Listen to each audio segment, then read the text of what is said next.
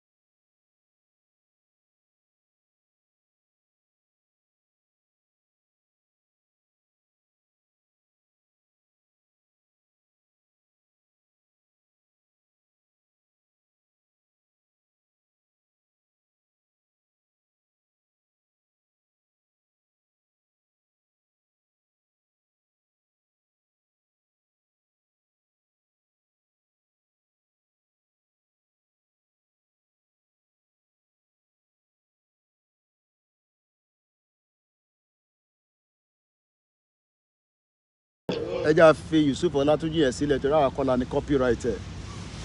Mo kí gbogbo wa lẹ́ẹ̀kan sí pé assalamu alaikum. Mo kí gbogbo yín, mo kí onílé, mo kí àlejò, mo kí arúgbó, mo kí gbogbo ọmọ Yorùbá pátápátá. Mo wá jókòó mo ń wo bí gbogbo ẹ ṣe ń lọ ní Nàìjíríà. Èèyàn á wá máa pa mí. Mo kí Professor Adébánjí Akíntóyè, the oracle of our time. Má ṣe o. Àwọn bàbá yẹn wọ́n ń wo ìran Yorùbá pé ń lọ báyìí. Bọ́ ọmọ Yorùbá fúnra rẹ̀ òun tó ń lọ. Kábàkàbà kóbokòbo ni wọ́n gbé dání ní Nàìjíríà. Ẹlòmíì gan ní Yorùbá nation lẹ̀ ń pariwo ṣèbí ìjọba kan ti wà níbẹ̀. Mọ̀lẹ́mi náà ń wò. Bẹ́ẹ̀ náà ṣe ń wo ìjọba tó wà níbẹ̀ lèmi náà ń wò. Gbogbo àjọ ń wò ni. Gbogbo àjọ ń wo ìjọba yẹn. Kò yẹ nísìn. Bẹ́ẹ̀ ṣe ń wo ìjọba yẹn lèmi náà ń wò. Gbogbo àjọ wa ń monitor government. Fẹ́lá máa ní government come government go. Àbí bẹ́ẹ̀ kọ́ ló máa ń sọ. Mo kí gbogbo ẹ̀yin lólùfẹ́ wa. Ẹ jẹ́ ju anthem wa sí ká bára wa sọ̀rọ̀ fún bí àbí wákàtí méjì sí mẹ́ta tó bá possible. Kọ́lọ́n jẹ́ kí Elédùmarè kó jẹ́ kí weather yẹn kó hold. Advert náà lọ́wọ́ lórí YouTube. Ó yá gbóhùn sókè.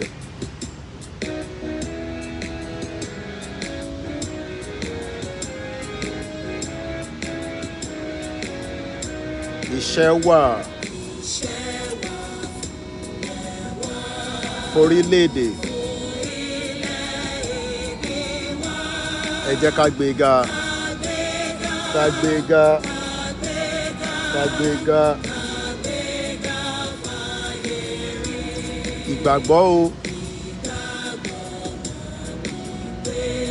Láti bí ẹrú.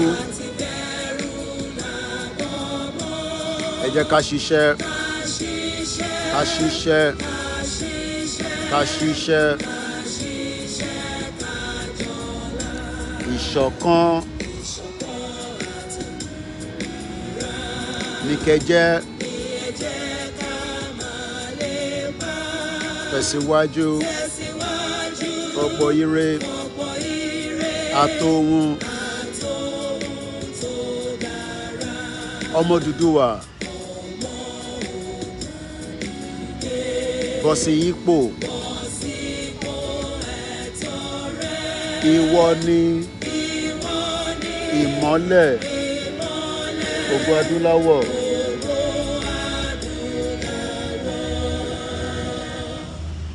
Àwa ni ìmọ́lẹ̀ ògo adúláwọ̀.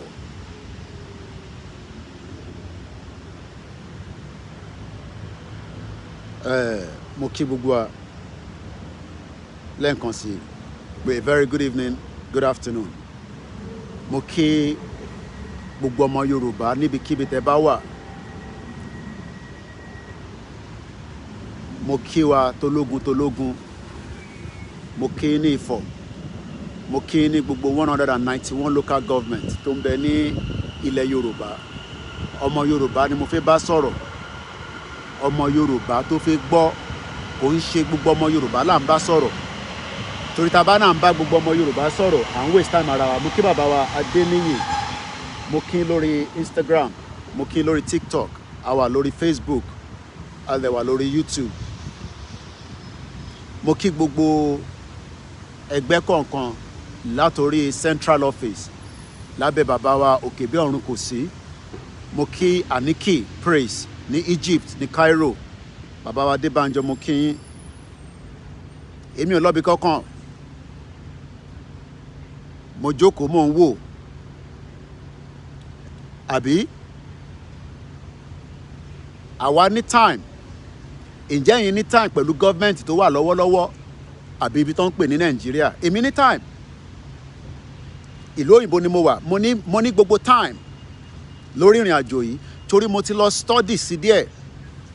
mo tún ti lọ káwọn ẹ̀kọ́ díẹ̀ sí mo wá rí i pé àwa nìkan kọ́ là ń béèrè pé a fẹ́ lọ nínú ìlú kan àwa kọ́ la máa jẹ́ the first tó bá ń tẹ̀lé mi dáadáa mo kí yín lórí TikTok mo kí àwọn ọmọ Biafra mo kí àwọn ọmọ Arẹwà mo kí ẹ ní Ifọ̀ àbúrò mi dáadáa mo kí gbogbo ẹ̀yin ìyá wa mo júbà gbogbo àwọn balẹ̀ Yorùbá pátá láì fẹ́ nìkankan sílẹ̀ mo ń dúpẹ́ lọ́wọ́ ọba tí ó ní ẹ̀mí wa ṣọ́rọ̀ òun ló ní èèyàn méjì ti kú lẹ́ni nílọrin níbi tó ti ń gbé ta ní Ọlọ́run lọ sí prison àbí ní court bó ti ń jẹ́ nígbà tí mọ́tò bá ń lọ ní one way àbí bẹ́ẹ̀ kọ́ ọ̀pọ̀lọpọ̀ rò pé ìrìn àjò Yorùbá nation mo kí Adamu Lámilékan mo kí comrade Abdullahi mo kí yàwá Gbémilékè gbogbo ẹni tó bá nóhùn ò fẹ́ Yorùbá nation ẹ má bá wọn jà náà èèyàn ṣáà yẹ ká máa tẹ́tí ká máa wò báyìí 600 days ló pé lẹ́ni mo kí ẹ sọ́nkì mo kí gbogbo ẹ̀yin tẹ́tí ń darapọ̀ mọ́ wa lórí Instagram ẹ má bínú bí location ṣe fóònù yẹn bó ṣe bẹ́ǹdì ni torí èmi náà máa ń fẹ́ gbatẹ́gùn máa ń fẹ́ ní breed máa ń fẹ́ ní atẹ́gùn tó dá kò sílùú kan tó ní problem tiẹ̀ o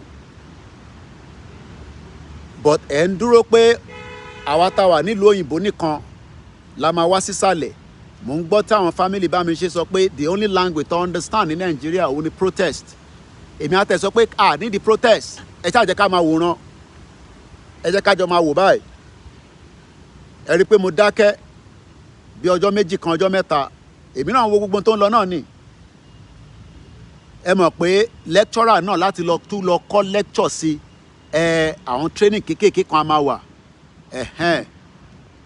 torí pé èmi ò gbọ́dọ̀ máa jáde kí n má ní content tó ń ṣe content tó máa dẹ́rìn payín èyí tó máa dùnyàn tó máa jẹ́ kéèyàn sunkún òun lèmi gbé dání sọ́wọ́ torí ọ̀rọ̀ Nàìjíríà ìbànújẹ́ tó ń bẹ níbẹ̀ kò ń ṣe kékeré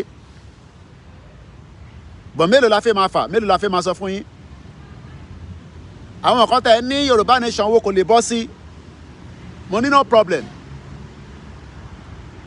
ìjọ Monday ẹ ṣáà rí mi ní Central London èmi náà lọ fún meeting ni kò ní kankan ṣe pẹ̀lú Yorùbá nation àmọ́ meeting àwọn tó ń pè ní ọ̀jọ̀gbọ́n journalist àwọn àgbàlagbà journalist èmi náà lọ jókòó máa gbọ́ nǹkan tó ń sọ ó rò pé Nàìjíríà nìkan ló ní problem bí ṣe ń bẹ sọ̀rọ̀ báyìí ìjà ń lọ káàkiri gbogbo àgbáyé èyí tó bá gbé wá sórí screen ló máa rí òfin pé international media ní time láti sọ pé Nàìjíríà ní problem tó ń bẹ níta wọ́n sọ pé ó ju ti Nàìjíríà lọ ìwọ ló máa béèrè lọ́wọ́ ara ẹ pé ṣé problem wà nínú Nàìjíríà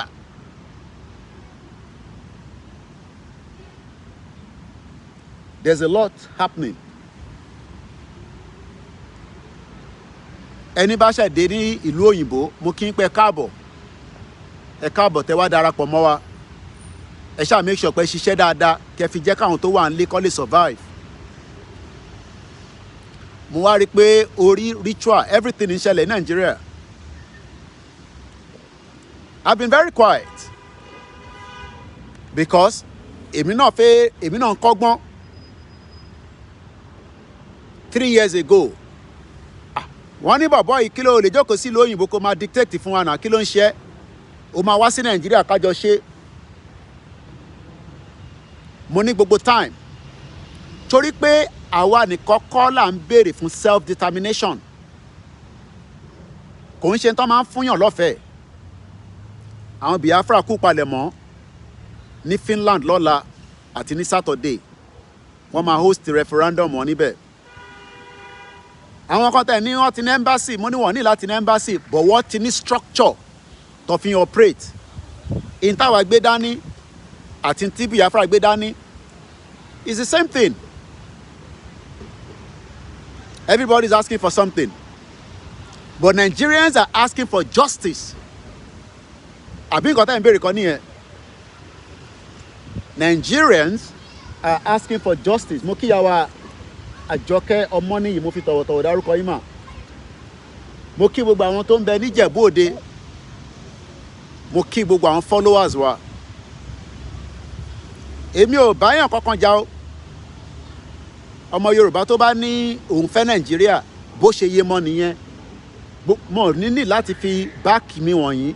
Àwọn ọmọ skul ló ṣe ń lọ yẹn, wọ́n ti ṣe tán, wọ́n ń lọlé láti aago 8 tó ti wọ skul, wọ́n ṣe ń kó wọn lọlé. Lóòótọ́ kò ń ṣe free, tá a bá ní free education níbí báyìí, skul kan government kan ló máa ra uniform fún ẹ, ìwọ ló máa lọ rà fáwọn ọmọ àti bàtà.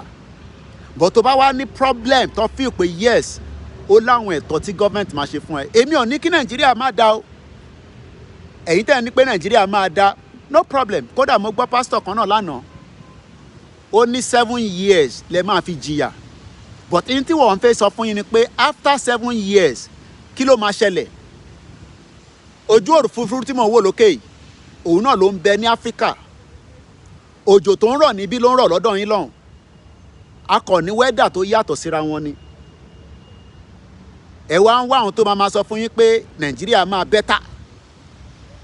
Ó pé 32 years tó pa Délé Gíwá Babangida, ẹ wá justice fún. 32 years just reason. Mo kí ẹ, ẹni bá kí mi èmi náà kí n dáadáa. Ìyá mi Moraina Onífádé mo kí n mà. Tẹ bá comment ẹ rí i pé mo ti wọ glasses mi, màá pick ẹ. Ẹni tí ì bá dárúkọ ẹ má fi ṣèbínú. Àlàáfíà ni mo wà, mo dúró ta pa, èmi ọlọ́bi kankan. Complaint tí mo gbé dání òun ni Yorùbá Nation. Iṣẹ́ kan tí mo gbé dání òun lélẹ́yìí. Tí bá wá need extra work pé mo feel pé mo need ẹ̀, mo mọ tí mo lè ṣe nílùú òyìnbó, mo ní right yẹn ló ti gbà lọ́wọ́ yín after independent, wọ́n ti gba right kúrò lọ́wọ́ gbogbo wa. But àwọn tí wọ́n ní àwọn ní ọgbọ́n, wọ́n á máa wá nísìn, wọ́n á máa bá wa argue, wọ́n á máa sọ òyìnbó ńlá. Ìlú yìí ni mo mọ̀ pé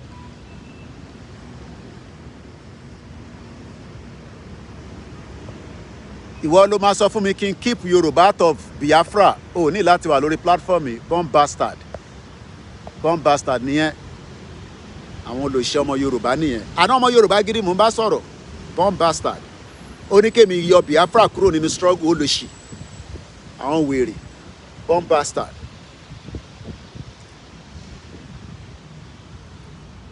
Èmi ò mọyàn kankan rí. Èmi ò wá followers. Èmi ò need followers. Tèmi ni kí n deliver message. You don't have to accept it. Ó fi pé British Prime Minister wa Rishi Sunak ó ní time pẹ̀lú gbogbo pé Nàìjíríà máa pín kò ní pín. Wọ́n ní time yẹn. Wọ́n ń ṣe summit kan ní Westminster lára àwọn tájọ́ mọ́ra dáadáa ní. Ìkan náà àwọn brothers wa uncles wa níbí báyìí. Mo rí former governor of Akwa Ibom ni. Òun náà wà níbẹ̀. Wọ́n máa ní political summit. Ẹ ń jẹ́ káwọn òyìnbó máa kóyin lómi ọbẹ̀ jẹ. Òyìnbó tèmi bá gbé for 25 years. Òfin ìpò òyìnbó máa san tèmi sọ yìí ni. Mo wà ní meeting níjọ́ Monday, jẹ́ kọ́kọ́ bẹ̀rẹ̀ láti bẹ̀ yẹn. Mo kí yàwá Esther Ọláwùnmí. Mo wà níbi táwọn ọ̀jọ̀gbọ́n journalist tó ń sọ̀rọ̀. Tẹ́ bá gbọ́ bí táwọn òyìnbó tó jẹ́ òyìnbó journalist bá ń sọ̀rọ̀, ẹ pity ara yín pé we have a long way to go. Mo kí Bishop Adesina, Daddy wa Fab, mo kí Richard, mo kí sir. Ẹ jẹ́ ká ṣì máa fẹ́lẹ̀ gba táyì tí gba call, ká ṣì máa fẹ́lẹ̀ náà ṣe broadcast lọ. Ká tún táàpù platform wa kan tó kù. Gbogbo ilẹ̀ rí iṣẹ́ tí mo pa ní ìjọ Monday kan ni pẹ̀lú àwọn ní King's Cross. It was a great outing. Mo máa ń like kí n lọ sí àwọn outing débi pé èmi àti àwọn tájọ jẹ́ journalist a lè ní àwọn ọ̀rọ̀ tá a máa bára wa sọ, àwọn ọ̀rọ̀ ńlá tó máa ṣe àǹfààní fún iṣẹ́ tèmi gbé dání. Torí kò sí organization tó bá wà láyé yìí ó gbọ́dọ̀ ṣe kí ni ó dà ń pé bẹ́tà báyìí ó ti lọ́lẹ̀ lẹ́ǹkan yẹn jù. Every organization must have a union that represents you. Many of you have the Nigerian Labour Congress, àti Trade Union Congress. I hope they represent Nigerians very well. Mo hope pé àwọn trade union yẹn wọ́n máa represent yín. Bẹ́ẹ̀ ni bàbá wa Fab wọ́n ní the whole of the South needs to unite and work together. But àwọn kan fẹ́ gbọ́ Biafra àmọ́ tó ṣe fún wọn. Ẹ ṣì ń ro ìjà tó ṣẹlẹ̀ nígbà yẹn àbí wèrè. Àwọn Haúsá wá dì pẹ̀lú yín dáadáa. Mo ń gbọ́ pé wọ́n náà ń pa yín ní ìwé lérí gbogbo bẹ̀yẹn kọ́ ni mo sì fi lọ. Ẹ jẹ́ n kọ́kọ́ fún yín ní ẹ̀gbọ́n mi Yẹmí Fátókẹ́ mo kí yín. Ẹ jẹ́ n kọ́kọ́ fún yín ní understanding tí mo present níjọ́ Monday. Gbogbo ẹ̀kọ́ ni máa sọ fún yín.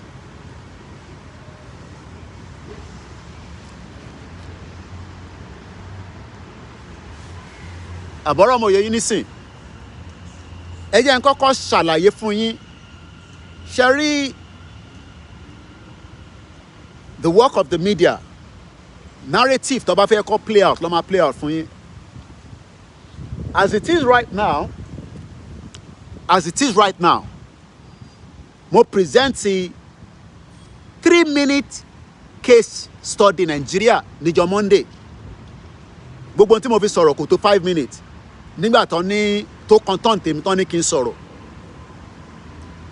Èyí tí mo jẹ́ kó yé wọn níbẹ̀ níjọ́ Monday ni pé within the next 10 years, ó pẹ́ jù nìyẹn, there is likely to be the same crisis tẹ́ ń rí ní Palestine àti Israel ní Nigeria.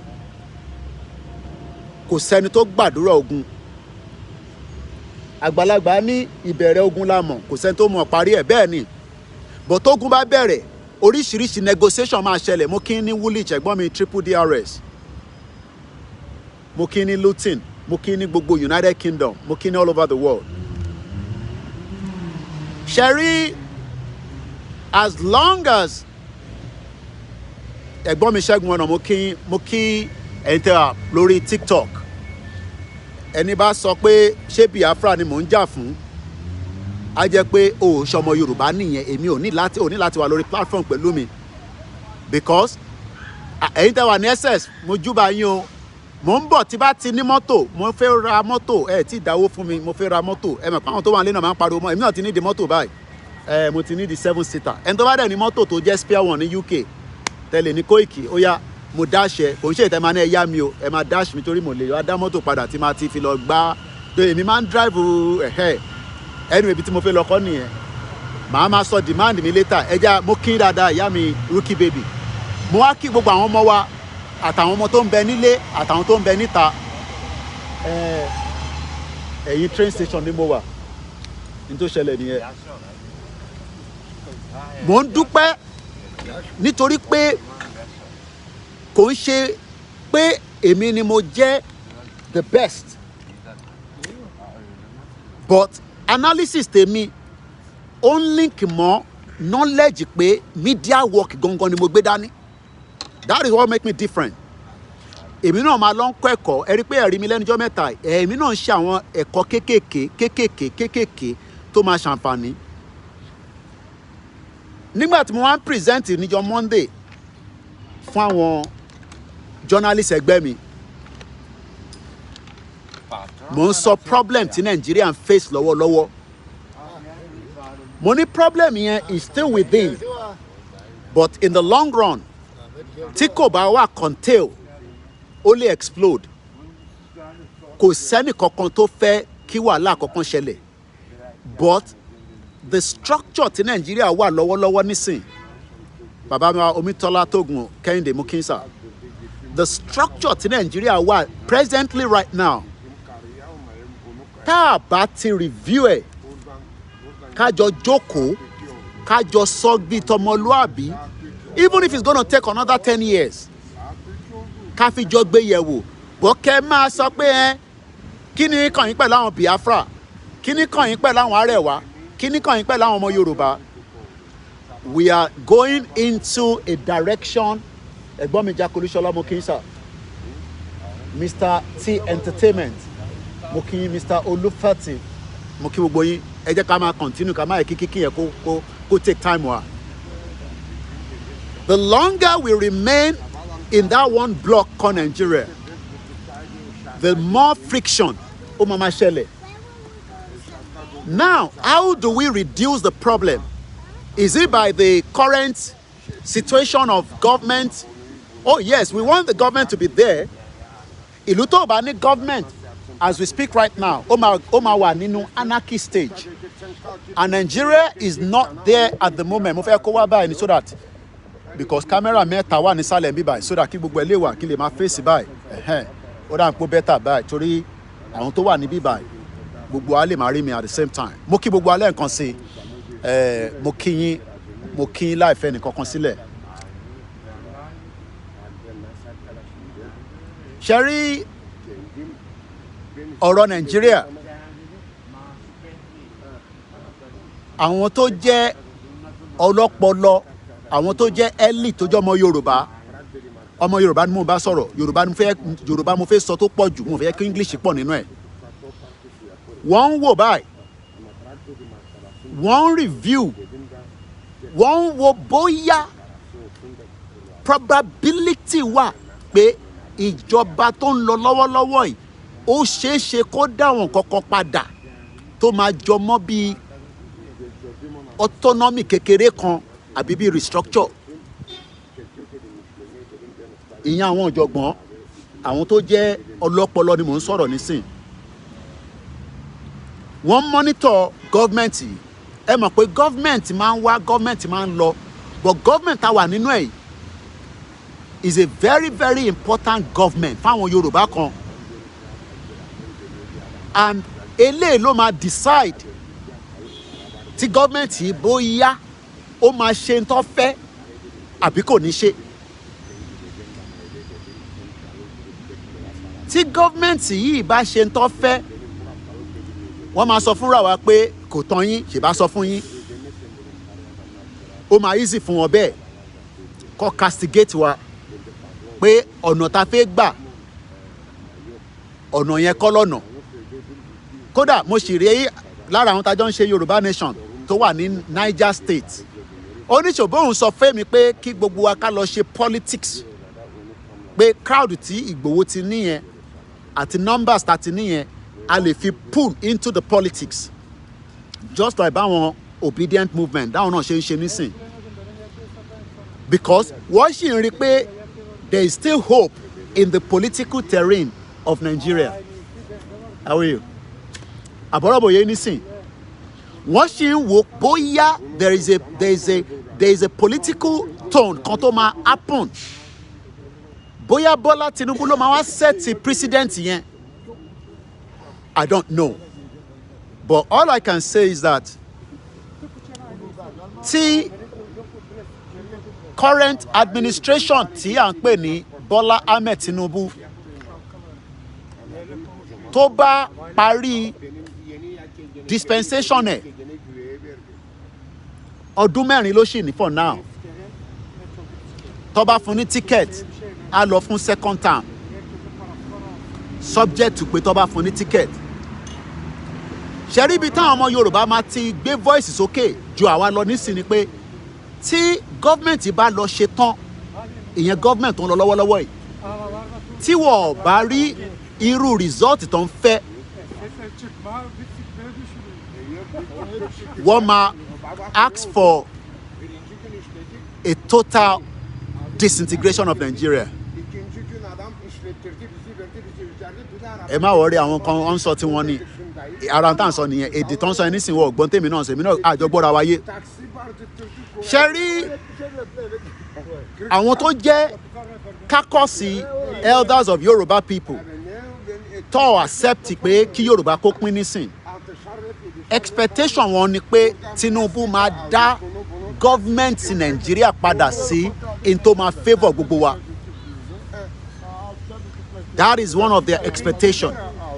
Pé Bọ́lá Tinubu government yìí kò ní ṣẹlẹ̀ straight away because Tinubu is still trying to balance the situation. But the expectation is pé Tinubu máa dá ìjọba yìí padà sí a bit of regional government. Let me even point it out like this. Even tí Tinubu bá dá padà sí regional government, ẹ jẹ́ kí helicopter yẹn kó kọjá.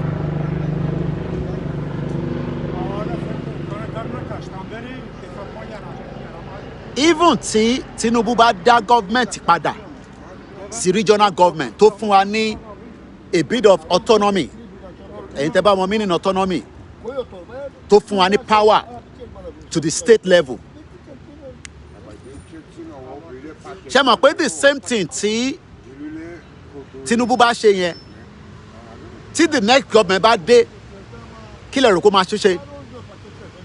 Ṣó máa secure into, because gbogbo tí Tinubu fẹ́ ṣe nísìn, ó fẹ́ bring a trajectory Nigeria pé kó balance, ká wà ní fair game, so that kí ó má pọ̀ síbì kan. Maybe that is what he's planning to do. But Tinubu only has a limited time to be able to do such.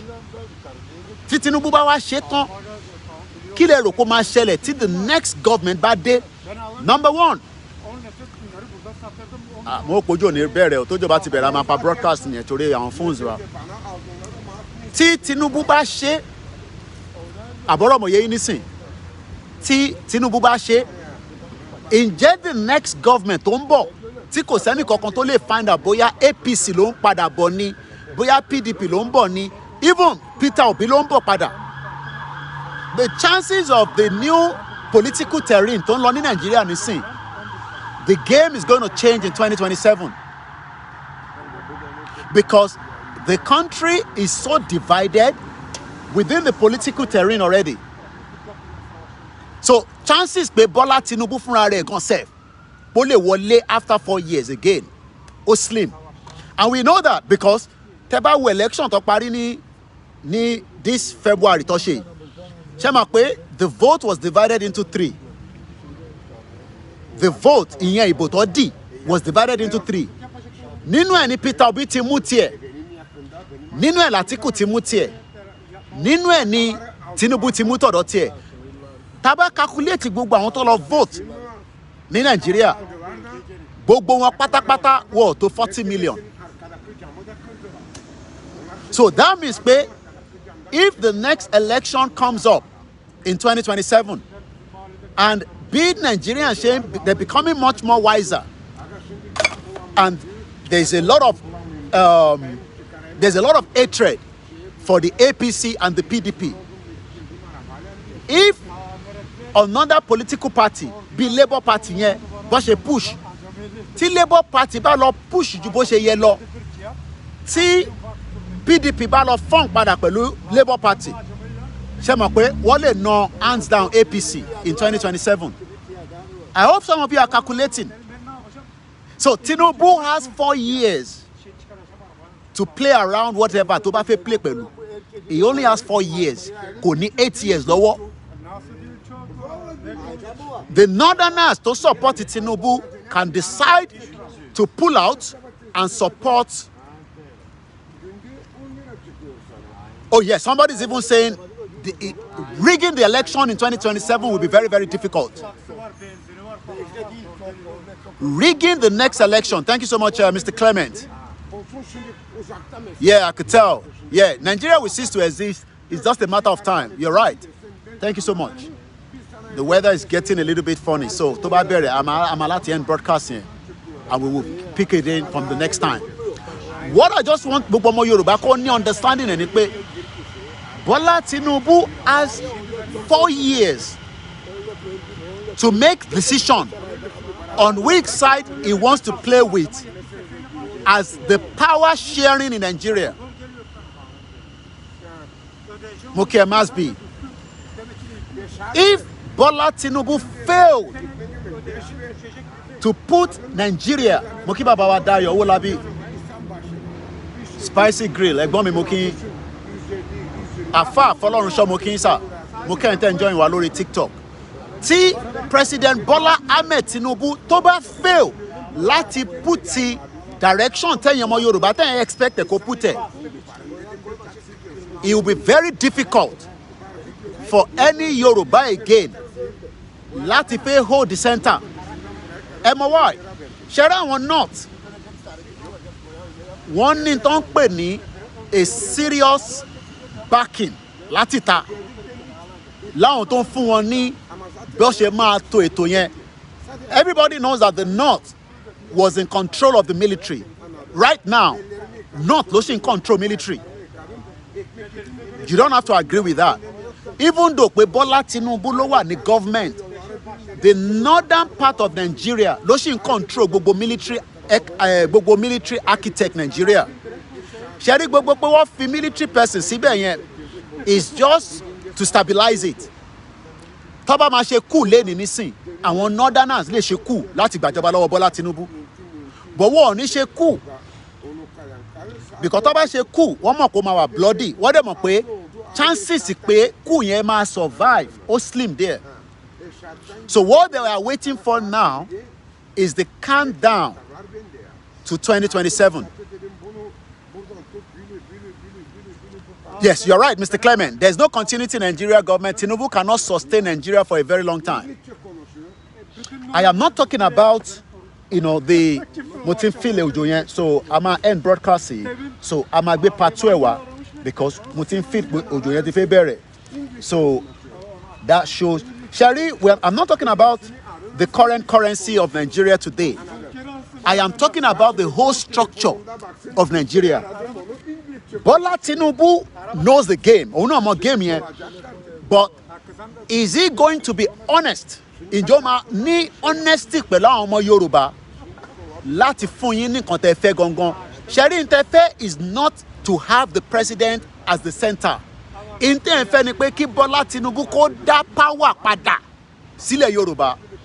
Tí Bola Tinubu bá ti lè fail láti dá power padà, that means that the country trajectory is going to go another direction.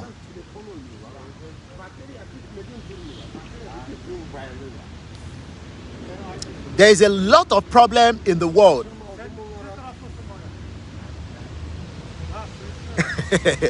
Òjò yẹn tí mo ti ń filẹ̀, but ó dìgbà tí bá rí pé ó drop dáadáa la máa pa broadcast. Train tó ń lọ ẹ̀ nísìn, ó ń gbẹ́rù lọ ni o. Ọlọ́run mọ tó ń kágò tó ń gbé lọ bẹ́ẹ̀ nísìn. Ẹ jẹ́ ká fìbẹ̀ sílẹ̀, ẹ jẹ́ ká padà sórí self-determination. Ẹ̀yin tẹ́ bá follow mi lórí Twitter àti lórí Facebook, ìyẹn Koiki Odùduwà, àti lórí YouTube community. Mo post àwọn kankan lẹ́nìí. Lára àwọn kan tí mo bá pàdé ni. Ṣé rí lórí ọ̀rọ̀ self-determination? They are going to play our mind. Ẹ̀mọ̀ tí West ń ṣe fún wa nísìn. Wọ́n sọ fún wa pé ká stabilize Nigeria, kó wà stabilize. As long as tí kò bá ti sí problem ní Nigeria, I mean, tí bá ní problem pé kò sí any awuyewuye gbàgbós, the country is still okay to continue. Wọ́n lè continue Nigeria like that for the next 30 years, 20 years. But what they're expecting me and you is to continue to say that we want that self-determination. And I'm talking from the engagement tí mo ní níjọ́ Monday pẹ̀lú àwọn journalists lélẹ̀. Because in terms of it, are we still in the movement? Money, yes. One key evidence based pé a ṣì ń ṣe movement. Ẹgbọ́n mi dáadáa, àwọn journalists ló ń béèrè lọ́wọ́ mi bẹ́ẹ̀. Kọ̀tẹ́bá náà ṣì ń ṣe Yoruba Nation movement. What can be used to gauge it? Kí la fẹ́ fi gauge pa ń ṣe Yoruba Nation? Okay, à ń bára wa sọ̀rọ̀ lórí social media. Okay, that's fine. What more are we doing as part of the engagement? Tala engage. Kí ni nǹkan tá à ń ṣe? Ṣé rí engagement kò lè wá ju inú Nàìjíríà lọ. Ṣé rí engagement tó bá wá láti ta is just to showcase it. The real engagement of Yoruba Nation gangan inú Nàìjíríà gangan ló láti jáde. Ṣé rí gbogbo ilé tá à ń ṣe, tá wà níta, tá à ń sọ̀rọ̀, tá à ń the real engagement. Ẹ̀gbọ́n mi just reason that is the factor. Yeah. Sorry. That is the factor used to measure the engagement of the movement with the people. The journalists were asking me questions. I'm not going to give you all the details of what we discussed, but in turn, bí mi ni pé kí ni engagement wa presently. I briefed them about Igboho. I briefed them about Baba Akintoye. It's not today, but every time we go for that kind of meeting, we continue to give them updates. Olukaluku náà ni oni àwọn ẹlòmíì ibi iṣẹ́ wọn ló ti ń fún wọn ní stress. Olukaluku ló ní, every journalist has, different things tó máa ń gbé wá síwájú àwọn panel. But lágbára Elédùmarè, from my own side, I will continue to engage all the journalists tí mo jẹ́ member union. The reason for that is that èmi ń prepare mind wọn sílẹ̀. Mo ń prepare mind wọn sílẹ̀. Reason that I ṣe ń prepare mind wọn sílẹ̀ ni pé because nobody knows what is going to happen. Sherry,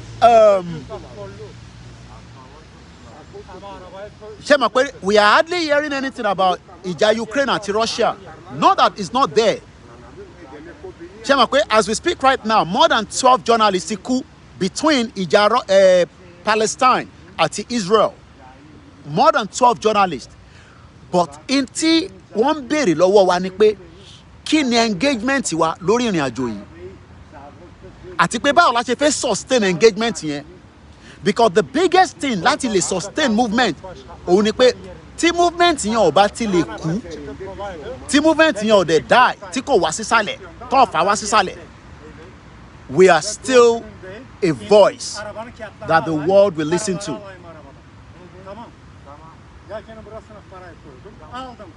We can run rally from London to America, to Canada, to wherever country that accept ní Dubai, rally ní Dubai is not allowed. But within the confinement, of our tower, Nita, Aboromoye nísìn, inú ilé gangan nílẹ̀ Yorùbá, ní the 191 local government, ibẹ̀ gangan ni iṣẹ́ pọ̀ sí jù. Ibẹ̀ gangan ni iṣẹ́ pọ̀ sí láti ṣe. Ẹ jẹ́ n sọ kọ́kọ́ fún yín. Ṣé mọ̀ pé mo rí nǹkan kan ní Israel? Wọ́n ṣe kinní kan, mo mọ̀ bí àwọn kan notice. I don't know, maybe some of you pick this up as well. Wọ́n sọ fún àwọn tó wà níbi tí there's going to be a ground invasion. There's no doubt about it. There will be a ground invasion. But ṣé mọ̀ pé Israel circulate information. Ọ̀nà wo lẹ́rọ̀ pọ́fin circulate information fáwọn tó wà nísàlẹ̀. Ọ̀nà wo lẹ́rọ̀ pọ́fin circulate information. Wọ́n bẹ̀rẹ̀ sí pín flyer, wọ́n dà látòkè through helicopter or whatever. I'm sure helicopter anyway. Wọ́n bombard the city yẹn. This is not the time for Yoruba people to sit behind the fence. Mukiawa Kemi Bello. This is the time to put the real engagement. Thank you, Apple Juice. Thank you so much. I appreciate it. Àsìkò tá gbọ́dọ̀ make a lot of information. Small leaflets, big leaflets, ní èdè Yorùbá, in millions, go circulate sí gbogbo ilẹ̀ Yorùbá. And prepare our people's mind pé tí Bọ́lá Tinubu bá ṣe tán, tó bá fail láti gbé Nàìjíríà lọ síbi tó fẹ́, option ti Yorùbá nation kò tí kú, ó sì wà níbẹ̀. Nítorí pé ọ̀pọ̀lọpọ̀ àwọn ọmọ Yorùbá lénìí wọn ò ní gbọ́n tá à ń sọ nítorí pé Tinubu wà níbẹ̀. Ebi Yorùbá máa pa wọ́n, ìyà Yorùbá máa jẹ wọ́n, economy ò bá wà, owó lè ní nísìn ti di 1,300 and something naira sí pounds. Ìyẹn lá ní èní. Owó yìí ó ti di 1,000. Owó yìí ti di 1,000 láàárọ̀ yìí. Ó ti di 1,000 to, but everybody nílé expectation ni pé yes, Tinubu ṣe dé bẹ́ẹ̀ ni, ẹ fún ní time, ó sì máa perform tá à ń sọ ni pé kò ń ṣe pé kí Tinubu kó stabilize economy Nigeria làwa ń sọ, kò ń ṣe kó stabilize security. If he fails to return Nigeria, fẹ́yìn tẹ́ ń support Tinubu ni mo ń sọ, ẹ mọ̀ pàwọ́ nísìn Yorùbá nation làwa dúró lé lórí. If Tinubu failed to support your own regional government, then gbogbo ọmọ Yorùbá gbọ́dọ̀ padà sí one same conversation, the total disintegration of Nigeria. Some of you expect the Yoruba nation movement to die, so that tó bá ti kú, then tí Tinubu bá wá lọ fail yín níwájú lọ́hùn, àwa ṣe gbogbo wa jọ dìde padà lẹ́yìn ìgbà tí power bá ti kúrò lọ́wọ́ Tinubu. Even tí Tinubu bá fi government sílẹ̀ ní 2027, kò sí nǹkan tó lè ṣẹlẹ̀. Chances pé Tinubu ń bọ̀ ní second term, I don't see that. But give and take, tó bá fi government sílẹ̀ ní 2027, kí lẹ rò kó fẹ́ ṣẹlẹ̀ ní 2028? Kí lẹ rò kó fẹ́ ṣẹlẹ̀ ní 2028? Ǹjẹ́ ọmọ Yorùbá ǹjẹ́ à ń ronú 300 times ahead? Bàbá wa Àjàgbé sọ pé we too can do that in Yoruba land now. All our 6 states can distribute flyers. Well, ẹ mọ̀ pé mi mú information jáde nísìnyí. Nínú information tẹ́mi bá mú jáde, yes, I expect everybody to look into it. This is Bàbá Awólọ́wọ̀ ti lo helicopter láti fi ṣe campaign dáadáa. We can do the same thing. How that is going to happen, I will leave that fáwọn tó jẹ́ ọ̀jọ̀gbọ́n. Àsìkò yìí ò ń ṣe àsìkò tá a máa sọ fáwọn ọmọ Yorùbá pé ọ̀rọ̀ ebi nìkan ló ń pa wá, insecurity. Àsìkò tá a gbọ́dọ̀ jẹ́ kó mọ̀ pé the only solution tó ṣì wà on the table ò ní pé kólúkálukú máa lọ. Ṣé wá náà ọmọ Yorùbá tán náà wọ̀n tí ìfẹ́ lọ yẹn, we don't have to argue with them. A kò ní láti máa explain fún wọn reason tí a ṣe gbọ́dọ̀ lọ. Mo kí ẹ ìjáyà. The reason yẹn wọn ní láti accept it straight away.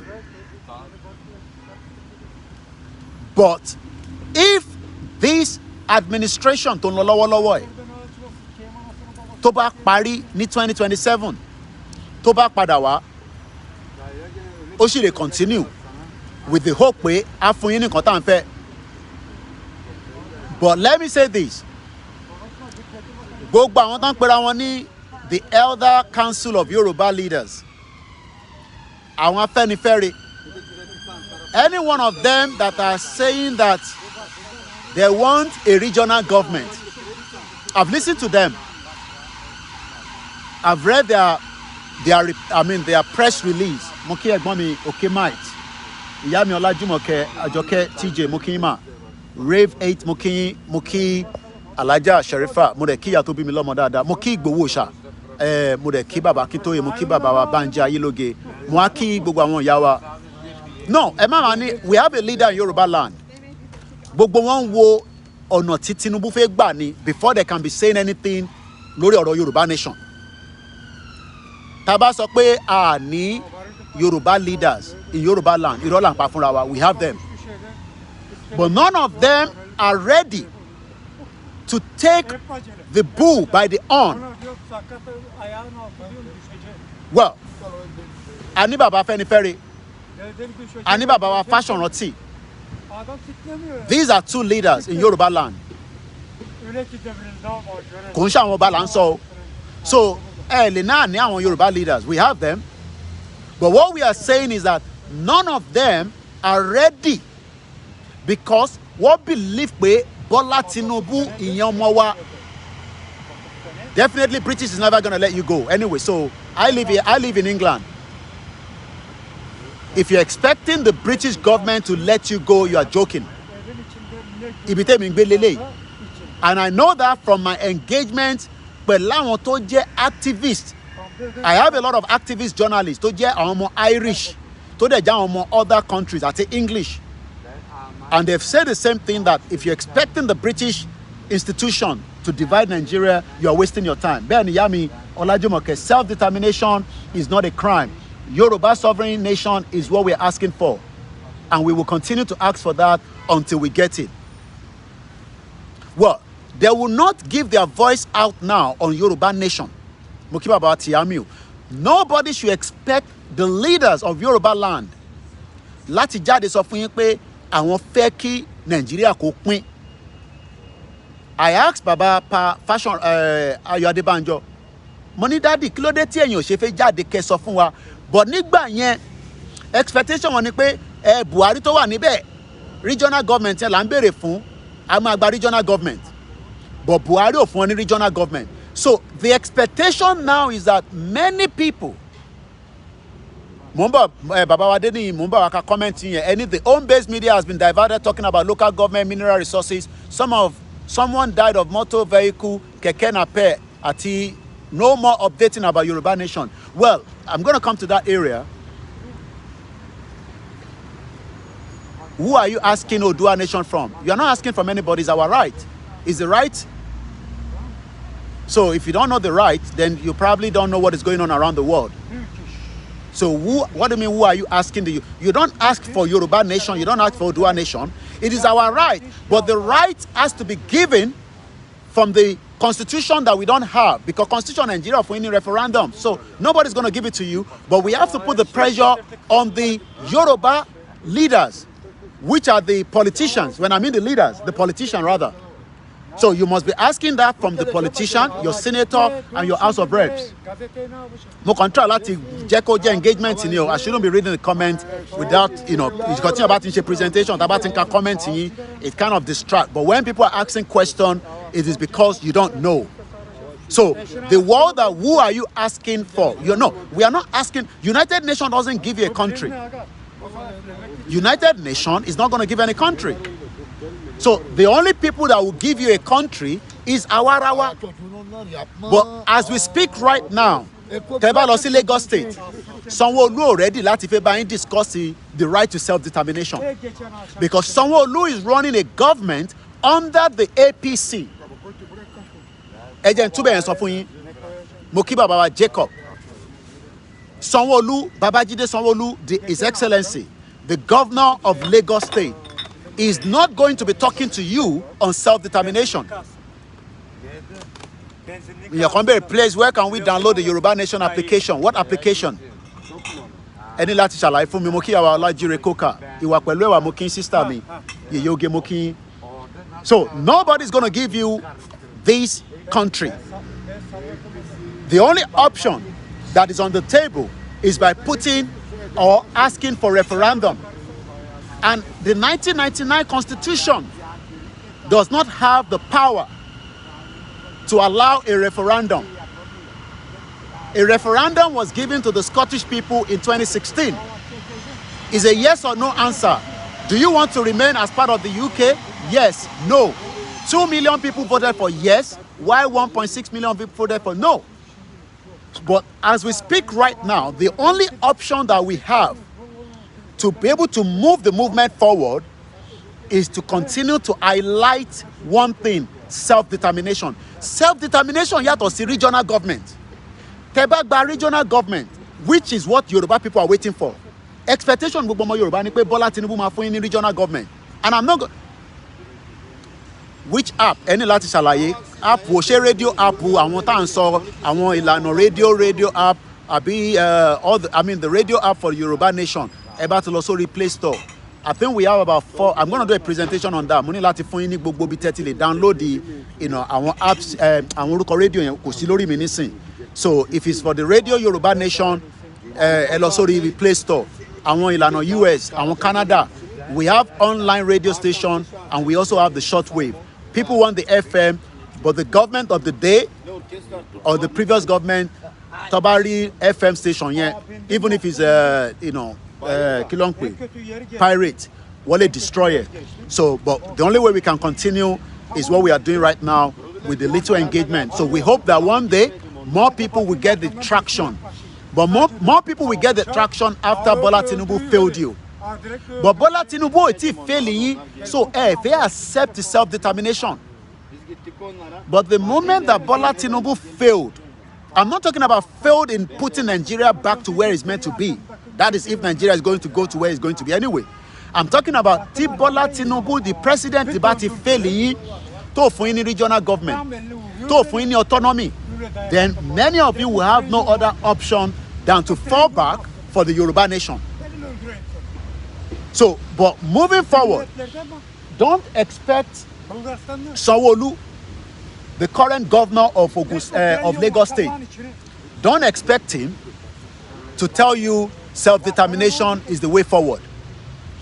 Sanwo-Olu is running a government, quote and unquote. Is trying to put Lagos State in the map. Is trying to decongest Lagos State and put the infrastructure in place. It needs a lot of money as well. Sanwo-Olu will get more support from the center. I'm talking about Bola Tinubu now because Yoruba si Yoruba ni. Àwọn kan mi wà tí Tinubu tí Sanwo-Olu fẹ́ ṣe tí wọ́n fún láyè nígbà tí Buhari wà níbẹ̀. Tinubu máa fún ní àyè nísìn.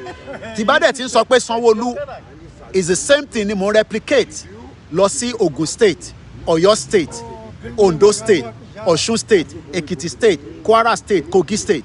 So even if I don't mention those states, tí bá ti ń lo reference pé Sanwo-Olu, it goes to Seyi Makinde, it goes to Dapo Abiodun, Oyebanji, Adeleke, Kwara State. Yaya Bello is going anyway, so there's going to be election in Kogi State in November 11. Àìtí mẹ́ni tó ń bọ̀.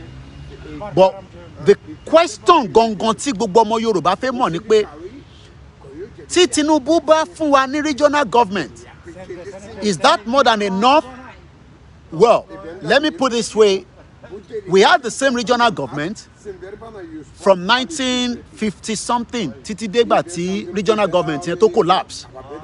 Nígbà tí wọ́n sign fún engagement bí wọ́n ṣe fẹ́ dá wa padà sí independent ìyẹn ní UK ní bíbá ní Lancaster House. In tí wọ́n agree was a regional government. Wọ́n ní ẹ fún wọn ní regional government so that they can live side by side. Kólúkálukú lọ manage region ẹ̀. That regional government has collapsed. So today, ní regional government more. This, Moki Mommy wa grandma Dúpẹ́ Agboola Ekaboma.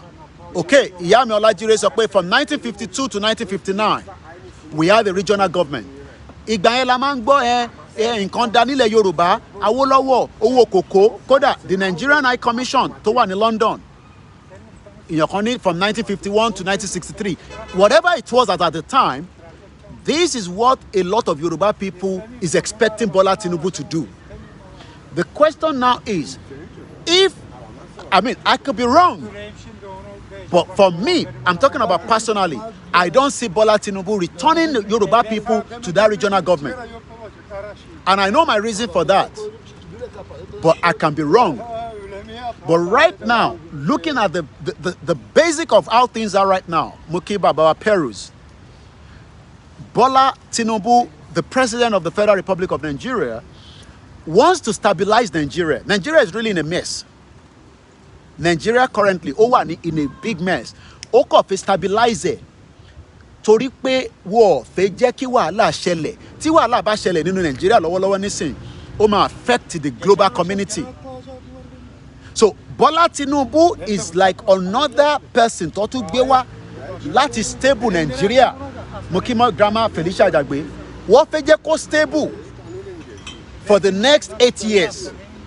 Kó lè mọ tó máa ṣe lórí Nigeria.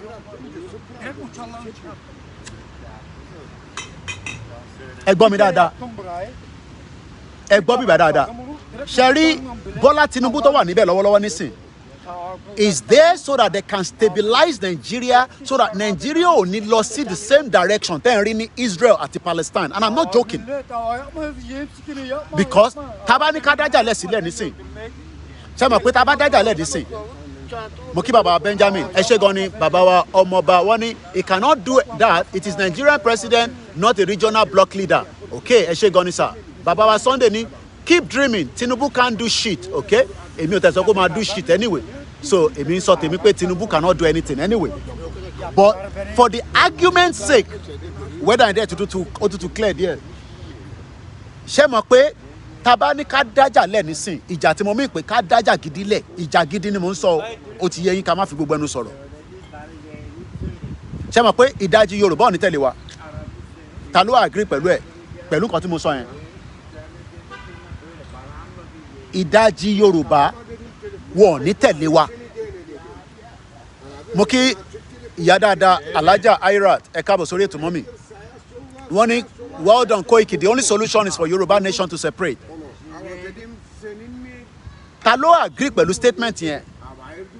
Ta bá ní ká dá wàhálà lẹ̀ nísìn. half of the Yoruba people wọ́n ní tẹ̀lé wa. Bàbá wa Yuba ní òtítọ́ ọ̀rọ̀, my brother. Kí ló dé tó ṣe ní tẹ̀lé wa? Torí Tinubu wà níbẹ̀. They are not. So, hey, happy birthday, Yami Grace, Olúṣòótọ́ àti gbogbo ẹni tẹ́ ń ṣe birthday ní month. Bàbá mi Fatoni Akindele wọ́n ní yes, I agree. Bàbá wa ọmọ wọn, I disagree with you. They're with no choice but to support us. They will have no choice but to support. No, they're not going to support us. Ṣẹ́rí ẹ má máa jẹ́ ká fi irọ́ fi bára wa sọ̀rọ̀. Mo kí dádì wa Benjamin Adumati ẹ ṣé gan ni sà. Mo kí grandma Comfort Adeleye Yakubu mo kí yín sà. Mo kí ẹ̀yin tẹ́ wà lórí TikTok àti ẹ̀yin tẹ́ wà lórí Instagram. Ṣẹ́rí ìdí táwọn Yorùbá ò ṣe fẹ́ jà kò ń ṣe pé torí a jẹ́ ọ̀lẹ gbogbo tán ní Babangida sọ irọ́ ni wọ́n ti di bọ́ǹkẹ̀ Babangida gbogbo wọ́n ní Babangida ò sọ bẹ́ẹ̀ but ẹ mọ̀ ọ̀rọ̀ tó bá ti wọnú afẹ́fẹ́ tó bá ti ń jà táwọn ọmọ Yorùbá bá wà níbẹ̀ òun á lọ sùn padà is all lies olórí burúkú ni Babangida òun ló pa Délé Gíwá. Right now àwọn ọmọ Yorùbá ò rí any reason pé ká dájà sílẹ̀ nítorí pé Tinubu wà ní government. They are not going to support it. They are not. Ṣẹ́rí ìjà ká dájà sílẹ̀ kò ń ṣọ̀rọ̀ military might là ń sọ nísìn. There are so many things that can bring down a government. Ṣé fi ìpọ́ àwọn ọmọ Yorùbá àwa gan tá à ń ṣe self determination ẹ mọ tó ṣe ń sọ fún wa pé Koiki ẹ tone down díẹ̀ Tinubu ti wà níbẹ̀ nísìn ẹ jẹ́ ká wo ohun tó fẹ́ ṣe. So we now have 50-50 ọmọ Yorùbá. We have the 50 on one side that want Yoruba nation, and then the 50 on the other side that says no. Bẹ́ẹ̀ bá fẹ́ Yoruba nation, ẹ jẹ́ ká kọ́kọ́ wo ohun tí Tinubu fẹ́ ṣe náà. Lára ohun tí Tinubu fẹ́ ṣe, ìyàn kan ní they are suffering. Oh yes, bẹ́ẹ̀ ṣe ń suffer, àwa náà ń suffer nílùú òyìnbó. Ṣé o mọ̀ pé tó bá níṣẹ́ nílùú yìí tó dẹ̀ níwèé? Olórí burúkú ni Babangida, bẹ́ẹ̀ ni. Òun ló pa Délé Gíwá náà 32 years àti rí justice fún àwa náà wá justice fún Mohbad àti Bámiṣé àti pẹ̀lú gbogbo ọmọ Yorùbá tó ti pa àtàwọn ọmọ Ìgbò àtàwọn ọmọ Haúsá tó ti pa olórí burúkú ni Babangida. Ẹ jẹ́ ká sọ òtítọ́ fúnra wa 50-50 àwọn ọmọ Yorùbá kan fẹ́ tẹ̀lé wa pé ká pín nísìn ìtàn dúró dè nísìn ni pé ká wo bí ọ̀rọ̀ Tinubu ìṣefẹ́ lọ. Tí Tinubu bá gbé wọn lọ sí regional government, they will be so excited because a fún wa ní power there to some extent àfi tá bá fi parọ́ fúnra wa. But that is if it is a genuine regional government. Mr. Ibrahim Opeyemi sọ pé we are almost getting to our dreamland. Oh yes, but it's still a lot of work. Ìyẹn àwọn journalists ìjọ Monday tí mo lọ bá sọ̀rọ̀ a pọ̀ nínú meeting yẹn. Nígbà tẹ́mi present case tèmi wọ́n bi mí pé kí ni engagement wa to keep ṣẹ́rí intọ́ntà láti sọ ni pé to keep the spirit of this Yoruba nation alive it is a lot of work. Bàbá mi dádì wa tí bá ní dádì wa gbogbo wọn náà ni ẹ ti bímọ ẹ ti bá àwọn ọmọ ọgbọ́n tí wọ́n ní you are correct but he said the unity of Nigeria is not negotiable. The hope pé Tinubu máa fún yín ní regional government yẹn for me ó slim but like I said I could be wrong but ǹjẹ́ a ti ń wà worried already because Tinubu is already going as a government now ó náà máa release owó fún yín wọ́n máa yá loan these are normal things the government láti ṣe I mean whatever he's doing right now àwọn kan tẹ̀ ń bínú pé ọmọ Ṣèyí Tinubu ń gbádùn lórí aircraft mo ní gbogbo yẹn ò matter as long as it can stabilize the country for you to be able to survive. We are now living in survivor to the fittest. Àwa tá wá gbé Yorùbá nation dání, àwa tá accepted our 50% yẹn. Mo mọ̀ pé nílé Koiki ó easy láti máa sọ fún wa pé ká lọ ṣe rally, ká ṣe this. But àkọ́kọ́ gbọ́dọ̀ test the ground. Mommy, my grandma, one Dúpẹ́ Agbọ́lá ní Yoruba nation agitator have to be back to the base again now to keep the fire burning. A gbọ́dọ̀ padà sí base. For now, tí lè sọ pé ṣẹ́rí mo ní understanding pé look àyà tèmi náà máa ń já tó bá yẹ pé nǹkan tẹ́ fẹ́ gbọ́ nìyẹn. kí láyà mi ṣe ń já ẹ tó bá lọ báyìí ẹ tó bá lọ báyìí tó bá lọ báyìí kí ló lè ṣẹlẹ̀ human being nìyẹn. Mo kí sister mi AJ bó dẹ̀ jẹ́ pọ́kùnrin náà ló wà ń bẹ̀ mo kí n sà. Bàbá mi Gbámilá sọ pé our attitude in Yoruba land is always show love to our sons in power, so Yoruba want to support Yoruba nation. Anytime the president disappoints Yoruba leaders and children, before all the 80 to 90% Yoruba people will join. That's why I said 50-50 ní gbogbo àgbà yìí nísìn. But ṣé gbogbo yín agree pé a gbọ́dọ̀ test water? Ẹ bèrè pé irú water wo? Tinubu ò tí ní ká má ṣe rally. The president, quote and unquote, wọ́n ti release any statement pé ní right láti ṣe rally. According to the 1999 constitution, even as fraudulent as it is, we have the right to do rally. We have the right to gathering. Ní kẹ́ gbé weapon jáde. Mo ní kẹ́ jáde nísìn kádà wà lára yín. Ẹ lè fi ogun sára normal thing nìyẹn, o lè gbé Bible dání. Until we go back to the basic of coming out. Ṣé rí gbogbo àwọn rally tá à ń ṣe níta àtà tá à ń ṣe nínú ilé, àwọn journalist tèmi sọ fún mi pé àwọn ò rí nǹkan tó jọ bẹ́ẹ̀ mọ́. Wọ́n náà wọ́n sì rí fìrìfìrì within outside, but wọ́n ò rí nínú ilé mọ́ bíi ti tẹ́lẹ̀. Ẹ ṣe gan fún ẹ̀gbọ́n mi Tuneri fún gift yẹn. Mo kúkú ti gba gbogbo owó tẹ̀ ń fún mi gan lórí TikTok, mo ń reserve mo ń tọ́jú ẹ̀ síbẹ̀. Tó bá ti pọ̀ tó bí èlò lẹ́rù pé máa ti rí bẹ́ẹ̀ tí bá ti ní bí £10,000 máa wá lọ holiday. Ẹ jẹ́ ká bára wa sòtítọ́. A gbọ́dọ̀ kọ́kọ́ test ground. Mo kí grandma Margaret Ibijọkẹ́. Ẹ ṣe gan ni ẹ̀gbọ́n mi. Tá bá ń sọ̀rọ̀ a lè máa fìbínú sọ̀rọ̀ nígbà míì. Mo máa ń sọ pé kò ń ṣẹ̀yìn là ń bá sọ̀rọ̀. Ẹni tó bá wà ní UK tó bá ní problem, èmi ò lè solve ẹ o, but mo lè fún ẹ ní direction. Mo kì í ṣe visa. Mo dẹ̀ dúpẹ́ láwọn tó ń pè wá pé Mr. Koiki family mi kan ti dé London. Ẹ jọ̀ọ́ òun àti ìyàwó ní òun nìkan ló dé ní student ni. Tẹ́ bá pè mí iṣẹ́ kan tí mo lè tún ṣe fún Yorùbá nìyẹn. Kò dẹ̀ ṣe fún Yorùbá nìkan, ò bá jẹ́ Hausa ò bá jẹ́ Igbo. Ṣé rí gbogbo ẹni tẹ́ máa ń sọ̀rọ̀ báyìí a máa block ẹ̀ bọ̀ máa kọ́kọ́ bú ẹ. Ó ní come Nigeria come dey yarn, no dey run dey yarn. Okay, mo ti gbọ́, mò ń bọ̀, èmi ni kò dúró dè. Ṣùgbọ́n mò ń bọ̀, Cal TV pilot ó ní kí n wá sí Nàìjíríà, mò ń bọ̀, bomb bastard ọmọ àlè. Mo sọ pé ọmọ Yorùbá gangan ni mò ń bá sọ̀rọ̀. Ìwọ tó bá ti bú mi, màá bú bàbá ẹ, màá bú ìyá ẹ, kò jù bẹ́ẹ̀ lọ. Bomb bastard olórí burúkú, kò ní dá fáwọn tó bí ẹ. Ọmọ Yorùbá gidi ni mò ń bá sọ̀rọ̀, kò ń ṣàwọn wèrè ọmọ Yorùbá, torí wèrè ọmọ àlè wà. Àkọ́kọ́ gbọ́dọ̀ test ground. Àkọ́kọ́ gbọ́dọ̀ initiate pé kò ń ṣe initiate ẹgbẹ́ ẹyẹ tẹ́ ń ṣe Nàìjíríà o. Ẹgbọ́n mi rugby giant mo kẹ́ wà rí jìnnàdò. Àkọ́kọ́ gbọ́dọ̀ jáde padà láti sọ pé a ṣe rally. Tá a bá ti ṣe yẹn between now and the end of this year, nothing is going to happen. Nothing is going to happen, but it is not good for us. A lè plan rally nísìn pẹ̀lú 2 months. Kò sí tó kàn wá pẹ̀lú December, kò sí tó kàn wá pẹ̀lú month kan pé Christmas month, no. A lè plan ahead. Wọ́n gbọ́dọ̀ gbé rally dìde. Fact ni mo gbọ́ lẹ́sọ̀. Ṣẹ́rin tí mo ń sọ nísìn, based on tí mo mú padà níjọ́ Monday ni mo pé mo fẹ́ fi gbogbo ẹnu sọ̀rọ̀. Journalist lèmi ní bíbá to the core. Èmi ò mọ̀ tán o, but àwọn tó jẹ́ àwọn àgbàlagbà òyìnbó tó mọ̀ nípa self determination, message tó ń fẹ́ mi òun lèmi náà sọ fún yín lọ́wọ́lọ́wọ́ yìí o. Tẹ́ ẹ̀ bá ti jáde síta padà pé ká ṣe rally, tí ọdún ìbá lọ tá a bá ṣe rally,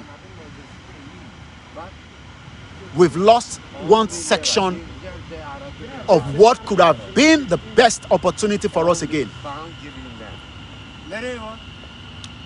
this is not the time to sit back.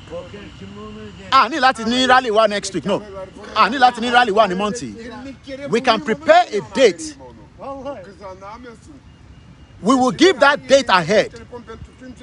Forget it. Shari Bola Tinubu, the current president, right? We want to test that Tinubu presidency on the Yoruba rally. Omawasi state visit.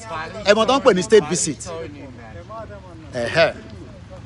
The president at some point will come for a state visit. Wasi UK. Taba ṣe rally yẹn. Indication tí mo ń get nísìn. Ẹ̀yin tẹ́ wà lórí Koiki Instagram. Ẹ lọ join wa ní Ọláyọmí Koiki. Okay. Mo ní backup battery, charger, power bank. So ẹ jẹ́ ká gbé àwọn ilé ìwálẹ̀ báyìí padà.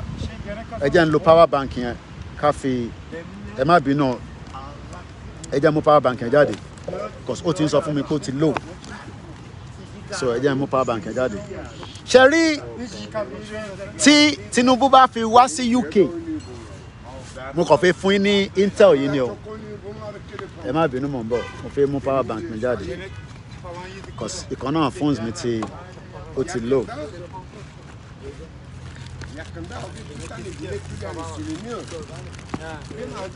Mo kí gbogbo alẹ́ nǹkan sí pé Ọlọ́run ní fi wá sílẹ̀. Ẹ jẹ́ ká ṣe báyìí. Ẹ má bínú ẹ̀yin tẹ́ wà ní ẹ jẹ́ ń gbélé wa báyìí so kó lè jókòó sí ilé. So at least ó ṣì better bẹ́ẹ̀. So mo ní láti wá ẹ má bínú.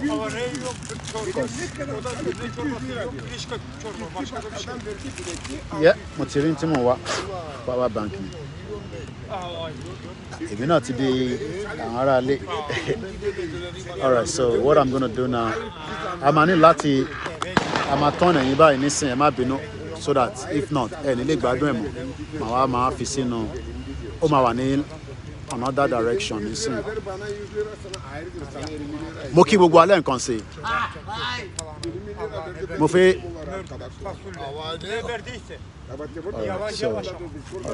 now let's put this.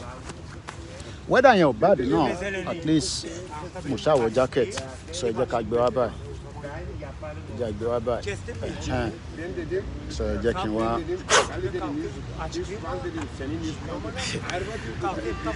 Èmi náà ní power bank bíi tàwọn ará ilé. Ó ní ti cable iPhone, ó ní ti small one, ó dẹ̀ ní the new one. So máa tán náà padà nísìn. Yá wa. So all right. So again, chat. All right, ẹ jẹ́ gbélé padà wá sókè báyìí. Wow. Ẹ jẹ́ ká gbélé náà wá báyìí. So nobody's missing anything. Ẹ̀gbọ́n mi karùn-ún wí, ó máa tọjọ́ mẹ́ta. Ìyá wa Mary Olóyèdé. Ẹ má bínú gbogbo yín pé I've just been busy in the last few days. Ẹni sùúrù ẹ jẹ́ gbélé wá báyìí. Yeah, a lè manage bẹ́ẹ̀ yẹn. Òjò máa rọ̀ à ní ìdòjò báyìí o. So bí ṣe ń sọ lọ, ẹ mọ̀ tó sọ fún mi, ẹ mọ̀ kí mo máa ń sàn kankan. Èmi give up kẹ̀, èmi ò lè give up, èmi ò níṣẹ́ kan ju iṣẹ́ tí mo gbé dání lọ. Àwọn ò lè give up, Yoruba nation for life ni. Iṣẹ́ kan tèmi gbà lélẹ́yìí, èmi ò níṣẹ́ mi. Iṣẹ́ tẹ gbà mí fún leléyìí èyàn ṣáà máa tọ́jú tẹ́ bá ti ń tọ́jú èmi kékeré ní ìtókù. No, Nigeria is not on fire yet. Ẹ má máa ní Nigeria is on fire. Nigeria ti on fire. Nigeria ti on fire. There is still a lot that Nigeria will face before we get to where we are going. Now, Mr. Idris, ọ̀nà máa rain ní aago mẹ́fà ó dà bí a ti fẹ́ parí ètò nígbà yẹn. Aago márùn-ún ṣẹ̀fẹ̀ lọ lò ní sí èní ní 19 tàbí. All right. So bí ṣe ń sọ lọ lẹ́ǹkan mò ń sọ̀rọ̀ nípa rally. Ṣé mọ̀ pé for every rally tá à ń ṣe yẹn especially nílé ó ní a lot of impact. Our last outing was January 9 kọ́lọ́n fọ́run kẹ́ brother wa kan tó ṣaláìsí níbẹ̀ ní Ọjọ́ta àwọn kan náà ṣèṣe. But we hope this time around there will be a proper structure towards the rally. A rally that we would inform the government that we are coming out. This is a new government. We will inform the government that we are coming out. We will give a date. There must be the medical personnel on the ground. We will involve the police for protection and guide so that we won't hijack them. But what we have not done is we have not yet make that availability for that rally. We must prepare to start telling àwọn ọmọ Yorùbá tó ń bẹ nílé pé rally ń bọ̀. And forget about gbogbo àwọn the other side. I'm not talking about the other side. Àwọn èèyàn níbi kankan tó ń lọ. In a movement like ours, there's a lot of noise and tó ń sọ̀rọ̀ ní background, so there's nothing we can do to that. Wọ́n ṣe fàájì wọn ni. So Ọlọ́run dẹ́ gbọ́ gbogbo èdè tí olúkálùkù ń sọ, àwọn náà ń sọ èdè tí wọ́n ní. Ìyá. Mo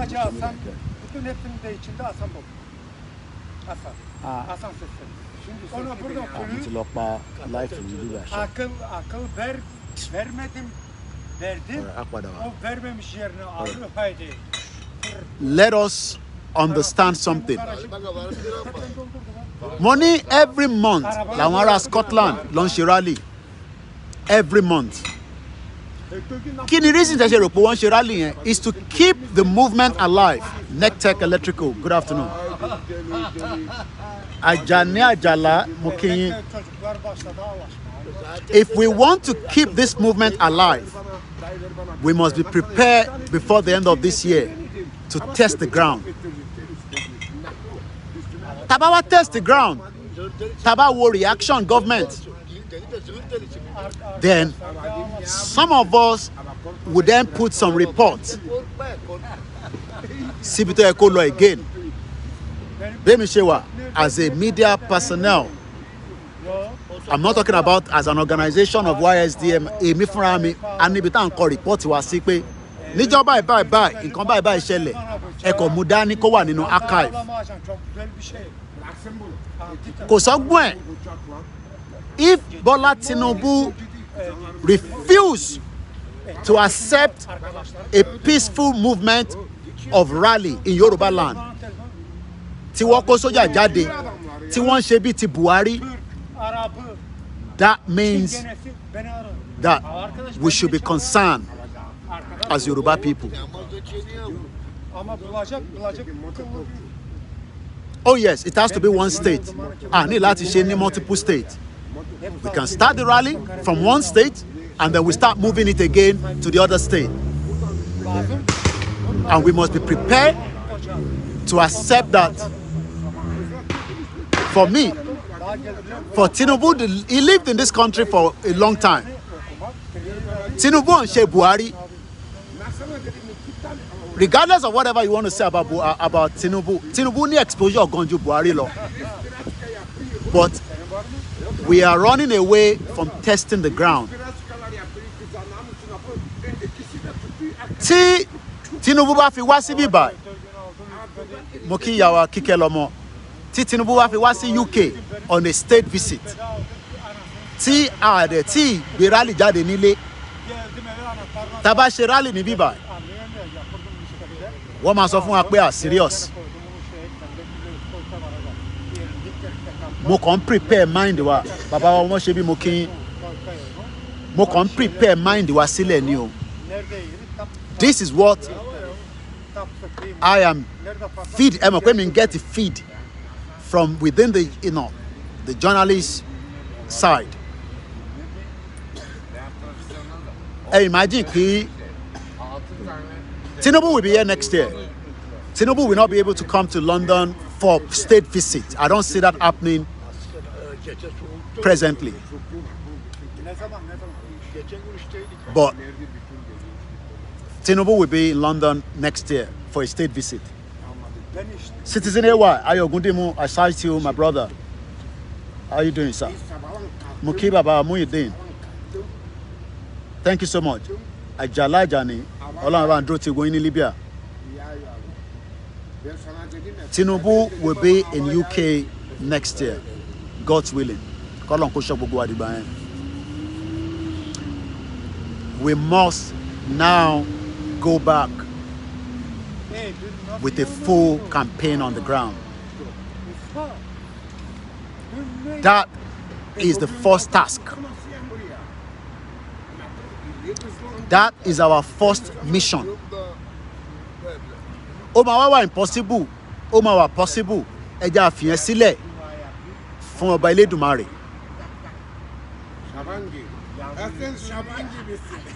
But what we are doing now is our 50% Yoruba nation.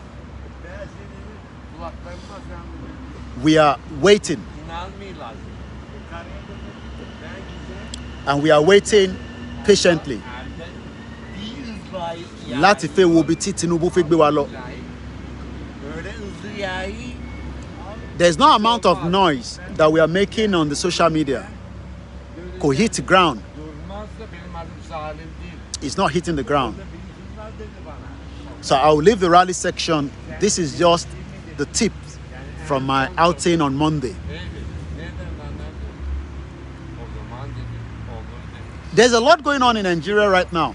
A lot is happening.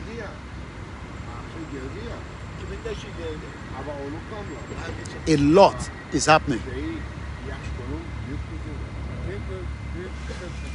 We have a lot of things going on in Nigeria.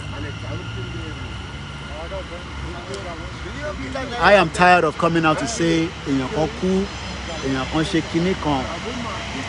all that. Mokiba Baba Boye, man you be a kabosa.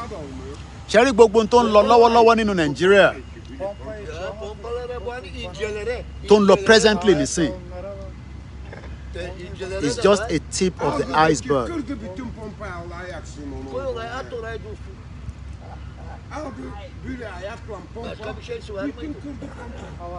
Tinubu wants to stabilize the economy, but the economy doesn't want to stabilize itself.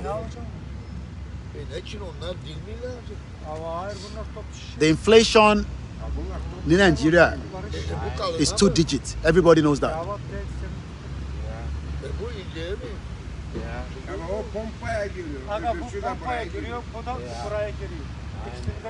Hope Nigerians won't fade away on a daily basis. But Emonti Tinubu fẹ́ ṣe ó mọ̀ nípa media dáadáa. Is going to rewrite the Tinubu fẹ́ change the narrative from the media perspective.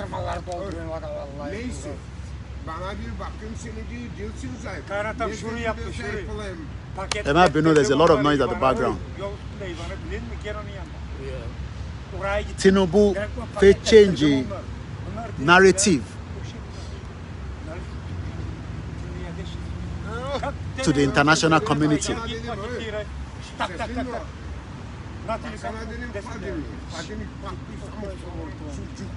Ṣé wọn kò nígbà tí Buhari wà níbẹ̀ ó ní narrative tó ń jáde síta, but Tinubu náà ó fẹ́ change narrative yẹn. But our campaigner ta sọ pé a fẹ́ lọ, àwa náà gbọ́dọ̀ make sure pé narrative tiwa yẹn ó overshadow ti Tinubu. Ağlaşanda çok paralı. Hep ağlaşıyor. Hep ağlaşıyor. Tamam ağlaşayım da birisini dedim mi ver bana para, ver bana para, overshadow. Hep ağlaşıyor. Dedim, ben kızanlarım yazsın sana dedim 2500 franktan fazla kirayı dedim. Süresini. Of overshadow. Dersen sıcacık ve dereye yancağında gözünü arkasında yakasın. Dedim ya, çıtpırtır. Prepare for the media war. Fear. Sen diyor yaşadındır burada diyor. Ben yaşamadım diyor. This government, I'm change narrative here,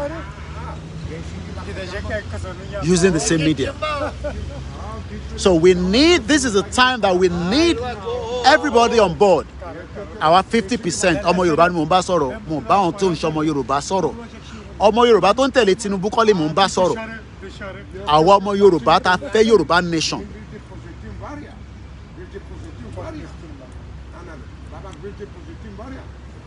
Mò ń wo step by step of the media of this government.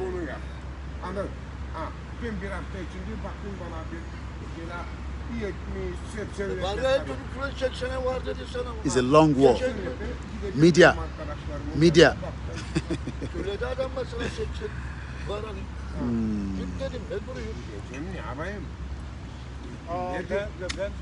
It's a big fight ahead. So let us prepare our mind.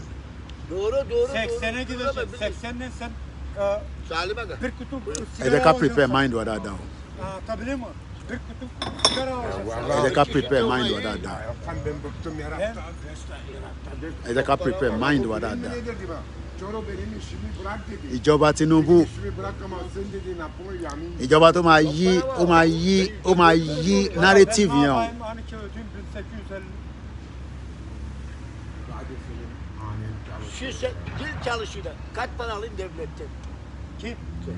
And I'll give you one example. Màá play mind yín padà sẹ́yìn. And I want to know whether àwọn èèyàn really follow. Ṣé àwọn akọ́bá wa kan jáde ó ní kí wọ́n ṣe kí ni ẹ rántí statement yẹn ní láti dárúkọ ọba náà gbogbo àṣà la rántí ọba yẹn ọba ilẹ̀ Yorùbá kí lẹ rò pé ọba yẹn sọ.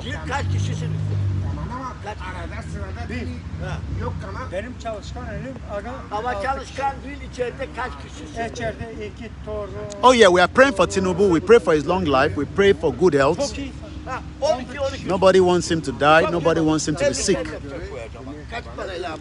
And to Moki Grandma Awoniyi. And to ban pray pé kí Tinubu kó kú. You are wasting your time. He's not going to die. We need him to be alive. And to think like that is a very, very wrong thought. Shetima Magbajoba lẹ́sẹ̀kẹsẹ̀ nìyẹn. Nobody should pray for the death of Tinubu. Ẹ ti gbàgbé pé Yar'Adua àgbà tó kú, Jonathan ló take over now.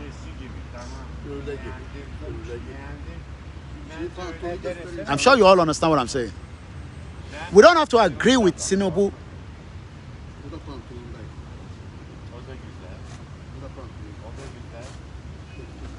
Mo ní ọba kan ní ó ti pé ọ̀sẹ̀ méjì nísìn ta ló rántí statement ọba yẹn sọ ní last 2 weeks.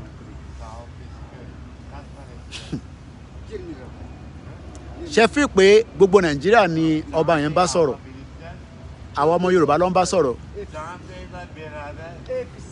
Those are the kind of narrative I'm talking about. I'm sure some of you knows that. I'm not going to mention the name of the king. Tell about him or in the comment section. I'm not going to tell you.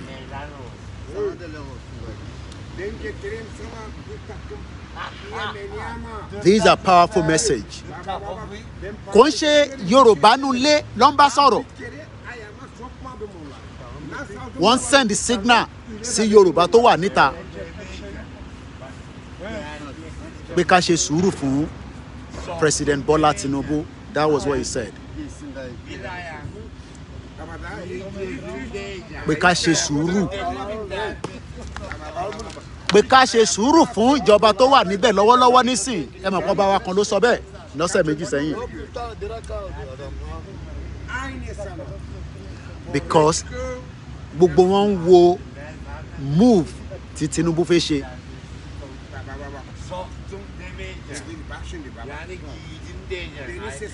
Tinubu is the commander-in-chief. Yami Mary sọ pé Tinubu, the king said we should allow Tinubu to try his own first.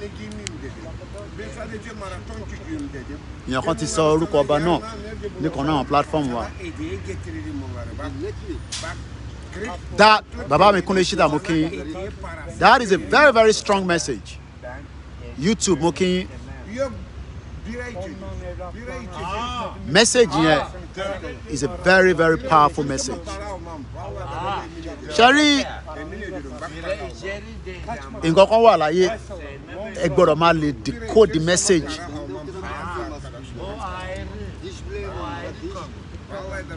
So Yorùbá ti pín sí ọ̀nà méjì báyìí. Àwọn Yorùbá tó dúró ti gọ́ọ̀mẹ̀ntì Tinubu títí di the last day. Àtàwọn tá dúró ti Baba Akintoye lórí self-determination. Àwa méjèèjì náà la right. But ṣẹ́rẹ́ on the other side yẹn, ìtàn jẹ́ kó yé wa ni pé kò sí nǹkan kan tẹ́ lè béèrè lọ́wọ́ nísìn àfi tá a bá rí the end of ibi tí ìjọba yìí gbé wa lọ. And that is why I said it will be very difficult to fight them. Oh yes, you're right, Mr. Mira. They are observing him, hoping he will deliver, but at the same time we need to push on. Kí ni mo sọ látẹ̀ǹkan? I mean, Tinubu got there May. The moment tó ti débẹ̀ ní May yẹn, is no longer an ordinary citizen. He is now the president of the most populous black nation in the world. Bọ́sẹ̀ máa ń sọ fún wa. He is the president and the commander-in-chief of the Federal Republic of Nigeria. But ǹjẹ́ àwọn ọmọ Yorùbá ti ready láti test the ground? Tifanika test the ground. We're testing the ground with our own message.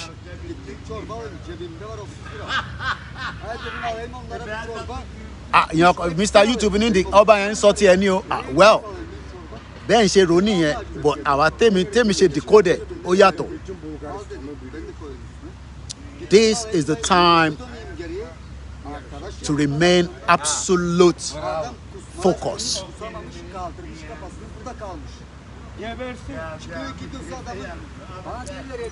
Kò sí nǹkan tẹ́lẹ̀ sọ̀rọ̀ mo kí Ọlákúnlé, my namesake.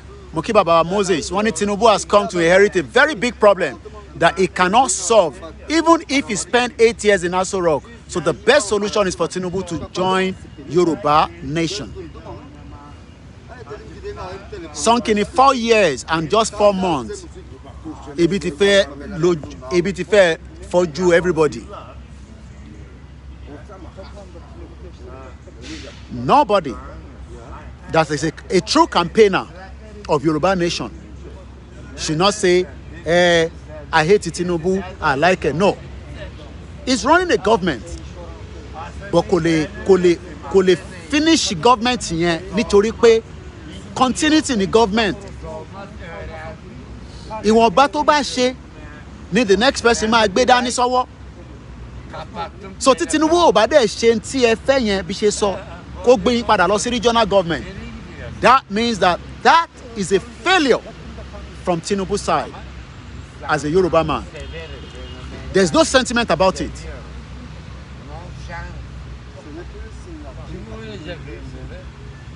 Mo kí gbogbo alẹ́ nǹkan sí. Kentos Abẹ́bí, ìyá dáadáa mo kí Alájà Ìrọ̀rùn ló bá dé. I don't expect Tinubu to come and negotiate with us now. Tinubu did not approve Sunday Igboho's freedom. That's a very wrong narrative. Ẹ yọ kúrò nínú mind yín. Tinubu kọ́ ló approve it. Igboho was released because his case in Benin Republic was decided by the Benin government. It has nothing to do with President Bola Ahmed Tinubu. And I will not go into more details of that.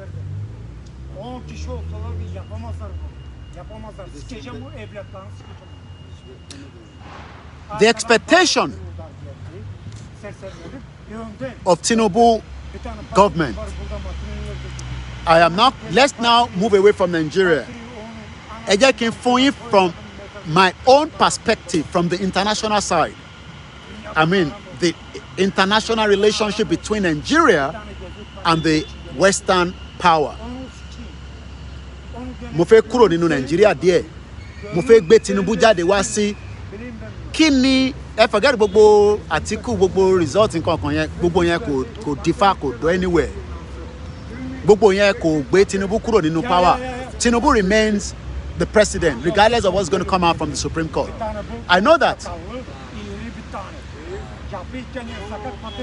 Mo wo documentary kan lórí Netflix títí di 1 o'clock lóru àná.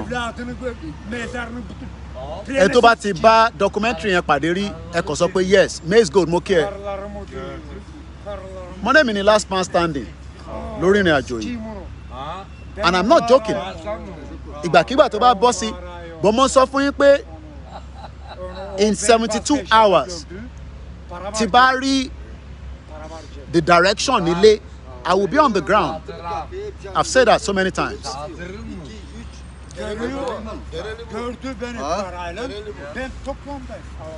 Bọ̀bọ̀ kan jí not jí ẹni tó bá wà l'Amẹ́ríkà wọ́n lè ti bá documentary ìpàdé rí. In 1971, a plane was hijacked in America. In 1971. Tell him to move that side. The camera, pick you. In 1971. No, that's okay. In 1971, wọ́n hijack plane kan ní America. Ó wà lórí Netflix fẹ́yìntẹ́ bá ní Netflix kẹ́ lọ wò ẹni tó bá ní ẹni kíyàn kan yá yín lákàntẹ̀. BD Cooper lórúkọ ẹni tó commit crime yẹn. Mo fẹ́ link ẹ̀ mọ́ ọ̀rọ̀ Yorùbá nation ni o. Ṣé ń gbọ́ mi nísìn? Mo lè fẹ́ link ẹ̀ mọ́ the current state of situation in Nigeria. I might be wrong with this, but ẹ mọ̀ pé fíyàn bá ń rí nǹkan tẹ̀jọ́ gbogbo àjọ wo Nàìjíríà à ń pa àwọn kan ní kàbá à ń pa àwọn kan ní mafia kò ń ṣe drug pusher. Ẹni tó bá wà lórí Google nísìn ẹ type in BD Cooper COPPE 1971 plane hijack. Plane yẹn lọ sí Soweto. It was meant to be a 37-minute journey. 1971. Ẹni tó bá wà lórí another device ẹ kò bá mi lọ sórí Google. BD Cooper. Ṣé mọ̀ pé láti 1971 títí di wákàtí ẹni tó hijack plane yẹn pẹ̀lú $200,000 ní 1971 that's about $1 million. I mean tabanika wo ti sin $200,000 pẹ̀lú parachute mẹ́rin and títí di bí ṣe máa ń sọ̀rọ̀ yìí wọ́n mẹ́ni tó ṣiṣẹ́ yẹn. Ẹni tó bá ní Netflix màá bẹ́ẹ̀ pé kẹ́ try kẹ́ lọ wò. There was a lot of things I picked up as a journalist because ọ̀pọ̀lọpọ̀ journalists investigate crime yẹn up to the point that wọ́n pin ẹ̀mọ́ èèyàn kan but CIA sọ pé the case has to be closed after 45 years. Nigeria tẹ̀ rí yẹn.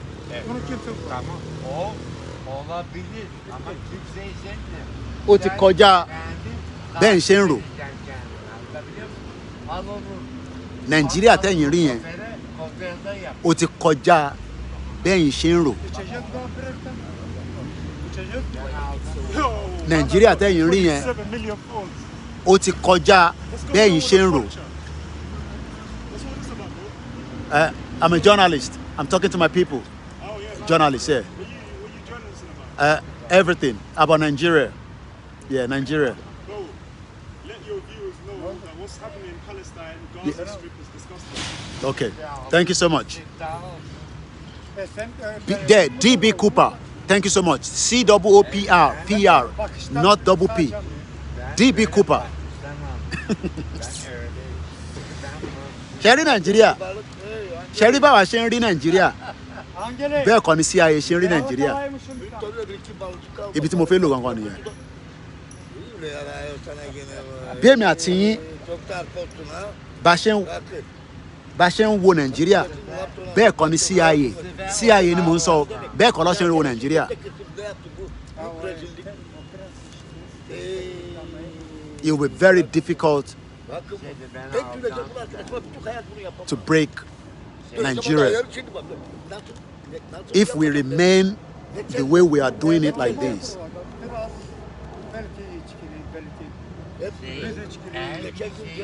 BD Cooper. Yeah, BD Cooper.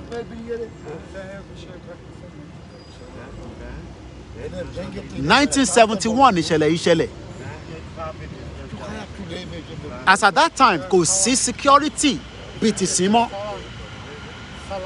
Wọ́n ní bí ẹni tó ń lọ bí airport níjọ́ náà lọ́hùn, ó dàbí ẹni tí ó kàn fẹ́ níjẹ́ ń sáré dé Agége àbí kí n sáré dojú Ẹlẹ́gbà.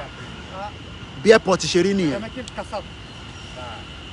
Ẹni tó commit crime yẹn títí di bá ṣe ń sọ̀rọ̀ yìí, odindi Amẹ́ríkà sọ pé àwọn ọmọ ẹni tó jẹ́. Ṣẹ́yìn believe it? Mo ń bi gbogbo wa nírọ̀lẹ́ yìí ní aago 5:17 láago sọ nísìnyí ní níjọ́ 19. Ǹjẹ́ ṣẹ́yìn believe pé ní Amẹ́ríkà God's own country ní 1971 èèyàn kan gbé ó hijack odindi plane ó hijack plane yẹn ó gbé $200,000 àwọn tó wà lórí plane yẹn bọ́lẹ̀ lóòótọ́ o.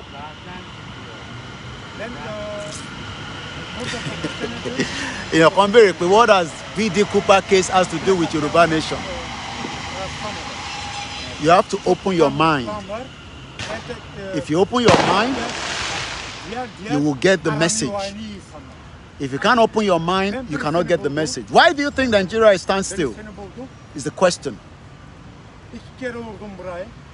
Why do you think Nigeria stands still? And if you think Nigeria stands still, no, it's not stand still. It's because there's a lot of factors and there's a lot of reason behind it. Mo ní mo ti gbé yín kúrò nínú Nàìjíríà mo wà lórí international nísìn ó ń tọ́ ẹ̀ ń bi mí pé what has BD Cooper case has to do with Yoruba nation? It's because reason yín ó yàtọ̀ sí bẹ́ẹ̀ mi ṣe ń reason. À ń sọ pé Nàìjíríà ò ṣiṣẹ́. Àwọn wo ni wọ́n jẹ́ kí Nàìjíríà ṣiṣẹ́?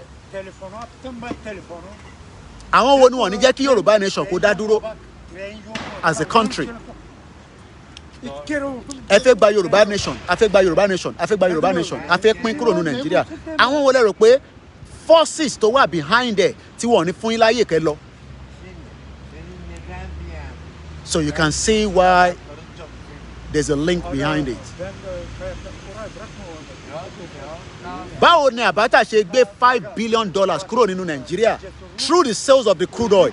Owó yẹn ò dẹ̀ padà sí Nàìjíríà. Why do you think that we are charging the Zeni for crime committed while she was the minister for oil?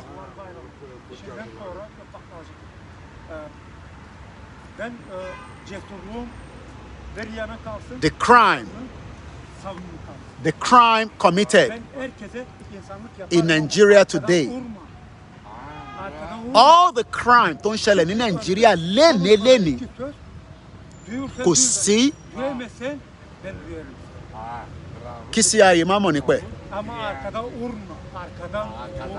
That is why I say there's a link between this and Yoruba nation. I'm talking to people that can see longer than your shot. Ẹ̀yin sọ̀rọ̀ ibi ń pa yín, ẹ̀ ń sọ̀rọ̀ this, ẹ̀ ń sọ̀rọ̀ that. I am talking about why the Yoruba nation must not fail.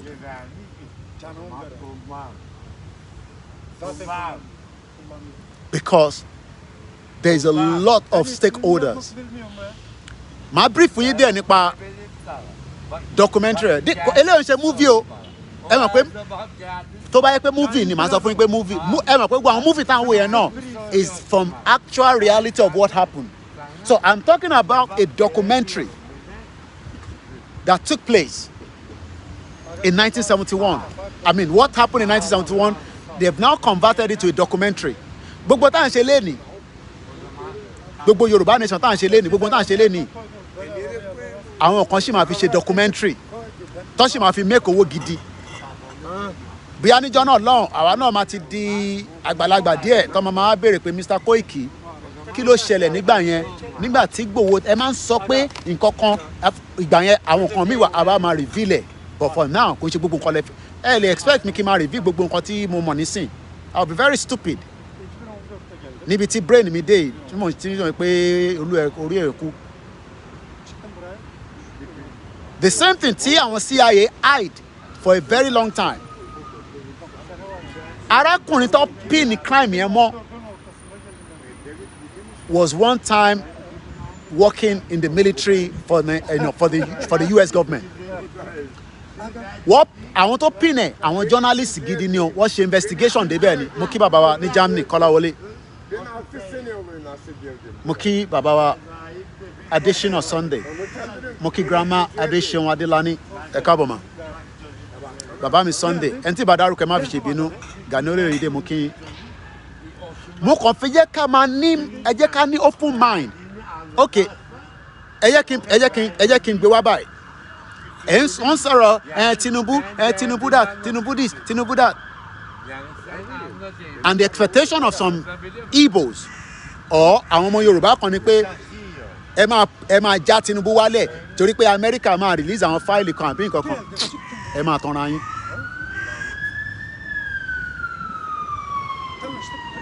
Nobody knows who is who níbi tílẹ̀ ṣúlẹ̀ lálẹ́ yìí àtẹni tó ń ṣiṣẹ́ fún CIA àtẹni tó ń ṣiṣẹ́ fún MI5 báwo lẹ́yìn ṣe fẹ́ mọ̀ báwo lẹ́yìn ṣe fẹ́ mọ̀. There are so many things tí wọ́n ti fi Nàìjíríà ṣe tó jẹ́ pé a ní mọ̀ títí di probably another 50-60 years tó ṣe máa review. Because irú crime tí mo ní ẹnìyẹn commit yẹn ṣé kò jẹ́ ká mọ orú èèyàn tó jẹ́ pẹ̀lú gbogbo àmì ká tẹ̀ sọ pé kò sí technology ṣé mọ̀ pé títí kan sìgá tó nẹ́ni yẹn mu lórí plane wọ́n náà mu sìgá 7 cigarette butt ṣé mọ̀ pé ẹ kọ́ tọ́jú cigarette butt yẹn fún kíni fún fingerprint there's nothing of such anymore. So ṣe rí Nàìjíríà táwa kàn rí Nàìjíríà but níta ojú táwọn fi ń wo Nàìjíríà àti operation tí Nàìjíríà ń ṣe fún wọn ojú tí brain èmi àti yín tó lè gbé lọ. And this is why I said we can link it with what happened in 1971. But ẹ mọ̀ tẹ́yìn ọba farabalẹ̀ gbọ́n kan you might say it's not. Bí alátọ̀dọ̀ yín ni kò sí nǹkan tó ṣe voice Babatunde.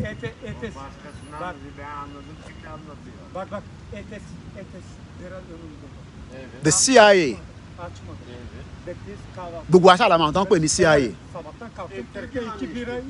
ta ló mọ̀ CIA láàrin wa kò ẹlòmíì ò mọ̀ CIA o ṣé gbogbo ala mọ̀ CIA kí ló ń pè ní CIA ta ló mọ̀ CIA kò ń ṣe gbogbo ala mọ̀ tẹ́ ò bá mọ̀ ẹ jẹ́ béèrè.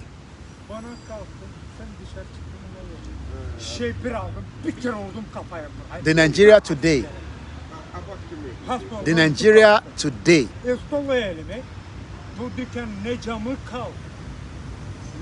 the Nigeria ta nílé ní Nigeria tèmi Nigeria today Central Intelligence Agency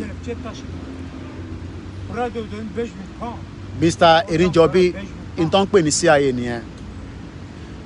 They are called the Central Intelligence Agency.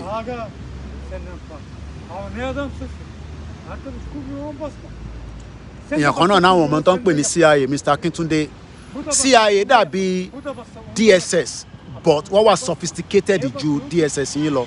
So ó ti fún yín ní idea their security agency àwọn gangan ló ń protect gbogbo America. Görmüşüm benimle Bulgaristan'ı. In tí CIA bá sọ Demek ki FBI ò gbọ́dọ̀ investigate ẹ̀ mọ́ ta ló mọ̀ bẹ́ẹ̀ èmi gan mọ̀ tẹ́lẹ̀ bütün herkes senden korkuyor değil mi? rẹ́rẹ́ ń ṣẹlẹ̀ láyé Ben gelip àwọn kan wo Nàìjíríà Nàìjíríà kò ṣiṣẹ́ ben çektim 24 saat işi bekledim. mẹ́wàá ń ṣẹlẹ̀ Ben yoruldum gene masaya. CIA bá sọ fún FBI ẹ mọ̀ pé FBI lẹ máa ń gbọ́ ní gbogbo gbà FBI CIA lágbára ju FBI lọ Ama tí CIA bá sọ fún FBI pé wọ́n gbọ́dọ̀ investigate crime kankan mọ́ wọ́n gbọ́dọ̀ tún investigate ẹ̀ mọ́ ẹ mọ̀ wá nítorí pé ọ̀pọ̀lọpọ̀ àwọn tó ń ṣiṣẹ́ fún CIA ò lè wọ́n ò lè avoid mo fẹ́ sọ ẹ má yẹ kí n lọ tàbọn wọ́n ò lè afford kó reveal àwọn operation tó ń ṣe fún wọn. The question ni èmi ò sọ pé gọ́ọ̀mẹ̀ntì wa ti sin o mo kàn máa sọ in a general phrase. Bàbá mi Adésínà ní United States Force Defence Force best force on the earth. Now báwo lẹ wá ṣe rò pé CIA ò mẹni tó hijack plane? Báwo lẹ ṣe máa sọ pé àmọ́ ẹni tó ń ṣe Nàìjíríà? babam kendi Bàbá mi Moses ní CIA is the most powerful security in the whole world. Ilẹ̀ fi ń ṣeré bí ẹyán ọmọ ẹjọ́ yìí.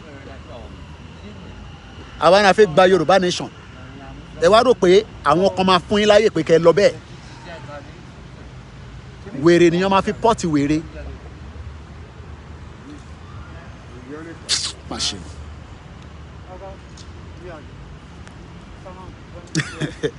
Alẹ́ àná mo ṣe wo documentary tí mo ń sọ yìí.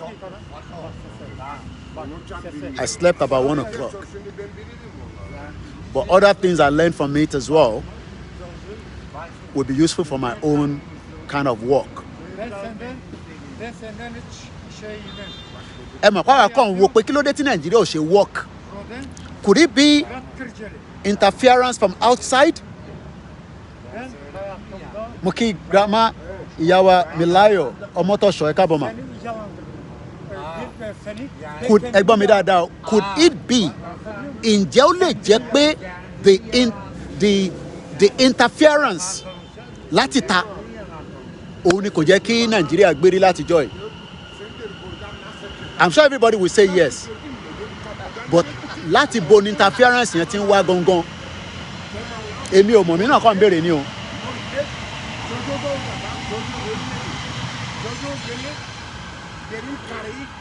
Mo kí bàbá wa Awójìmí Awó Fájìmí Adékúnlé Fáwòyè Àgbáwo mo kí ń sà. Ẹ má ẹ̀ka tanra wa. A lot of interference ó wà nínú gọ́ọ̀mẹ̀ntì wa. Àwa kàn expect pé economic work kárí ṣe kárí jẹ ká bímọ ká dàgbà ká dẹ̀gbó. But àwọn wo ló ń affect interference yẹn tí kò fi jẹ́ kó dodindi?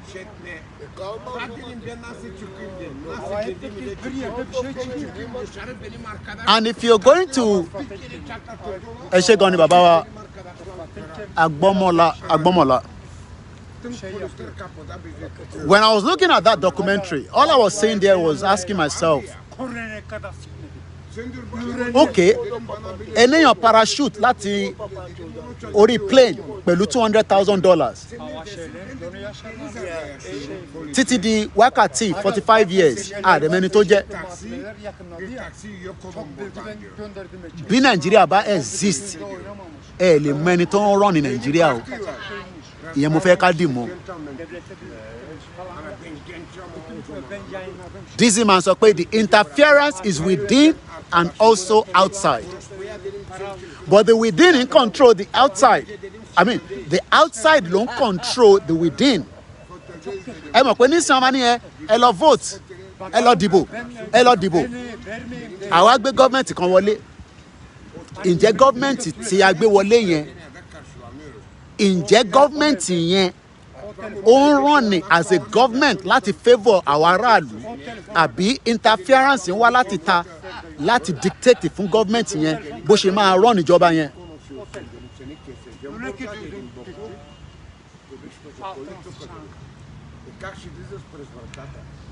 There's a lot of shit happening around the world. ibi tó olúkálukú wa bá dẹ̀ mọ̀dé ibi tẹ́mi náà bá mọ̀dé náà lèmi náà máa sọ mọ́ ẹlòmíràn tún lè gbé láti bẹ̀ but in tẹ́mi mọ̀ ni pé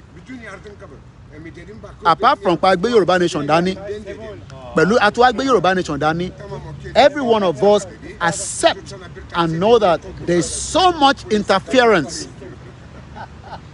in what is called Africa. Tàbá dẹ̀ sọ pé Africa ẹ máa mú Nigeria as number one. Ẹ ṣé gan ni ìyá mi Milayo Ọmọtọ́ṣọ̀ mo fi tọ̀wọ̀tọ̀wọ̀ kí yín mà. Gbogbo ẹni tá a bá ń dárúkọ tọ̀wọ̀tọ̀wọ̀ ni ẹni tí ì bá dárúkọ ẹ má fi ṣèbínú rárá. Mo kí bàbá wa Dìsá Kínwùmí Miss Pash Kórèdé Ọláwálé mo kí wà látà náà. All I just want us to understand is if truly wọ́n fi ọwọ́ sínú Nàìjíríà ìyá mi Ọlájíre sọ pé the precise outside control the within. Bẹ́ẹ̀ni, there's a lot of shit done by the Western world. Mr. Ayo Ayeni ẹ kákọ̀ bára wa kákọ̀ gbé nǹkan yẹ̀ wò. I mean, kí ni nǹkan tá a fẹ́ gangan? A fẹ́ life, a fẹ́ kí a ní better life. Kí ló ń difficult láti ní better life? Ṣebí responsibility government nìyẹn láti fún wa ní better life. Bí ṣe wà níbí báyìí nísìn, tó bá dé stage kan náà, èmi náà lè máa wọ pé ọmọ mo ti ń pẹ́ níbí báyìí o. Potential àwọn tó dúró tì mí, àwọn mẹ́rin dẹ̀ ni wọ́n. Ṣé wọ́n ní já fóònù yìí gbàṣà? Wọ́n ní ṣe ẹ mọ̀. Thought yẹn máa wá sí mind wa. But what is happening is that for more than 64 years, 64 years, interference tó wà nínú Nàìjíríà wọ́n jẹ́ kí frequency yẹn wọ́n jẹ́ kó wálẹ̀. Ta ló agree pẹ̀lú mi? Ṣé mọ̀ pé frequency Nàìjíríà frequency tó fi operate Nàìjíríà kò ń ṣe frequency FM radio ni mo ń sọ o. Frequency Nàìjíríà ó high débi pé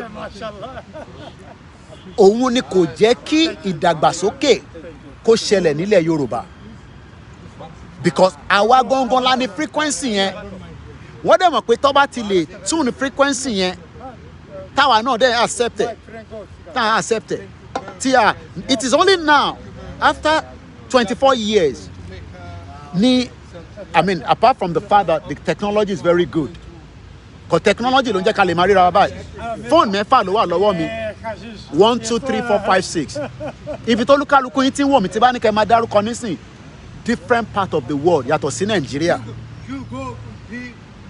ok ìyàn kan tún rán mi létí pé kí ni president wa kó tó di pọ́ di president kí ló wá ń ṣe campaign fún ní Chatham House. So what I am saying is that gbogbo tá a mọ̀ tẹ́lẹ̀ because kò sí enough technology tá a lè fi communicate. Now ẹ jẹ́ ká padà sí lọ́kùn ara wa tá a bá ní àwọn wo ló destroy regional government ẹ mọ̀ pé a máa point ẹ̀ sáwọn èèyàn kan ǹjẹ́ a mọ̀ bí àwọn èèyàn yẹn they are part of the frequency tó ń bá wọn external body ṣiṣẹ́ níta because kí ni reason tó ṣe fẹ́ destroy mo kí bàbá wa Alabi Bashiru wọ́n ní our politicians did not have loyalty to the land because nobody belonged to Nigeria ẹ ṣé gan ni bàbá mi ẹ kú gbogbo gbà a máa rí yín bá sà mo kí sister mi náà mo máa kí wọn ní gbogbo gbà Ṣọlá Sàlàkọ́ doing very well she's been very quiet we haven't seen her doing any interview but nínú group kan tí mo wà she's very very active mo dẹ̀ kí gbogbo àwọn èèyàn náà bẹ́ẹ̀.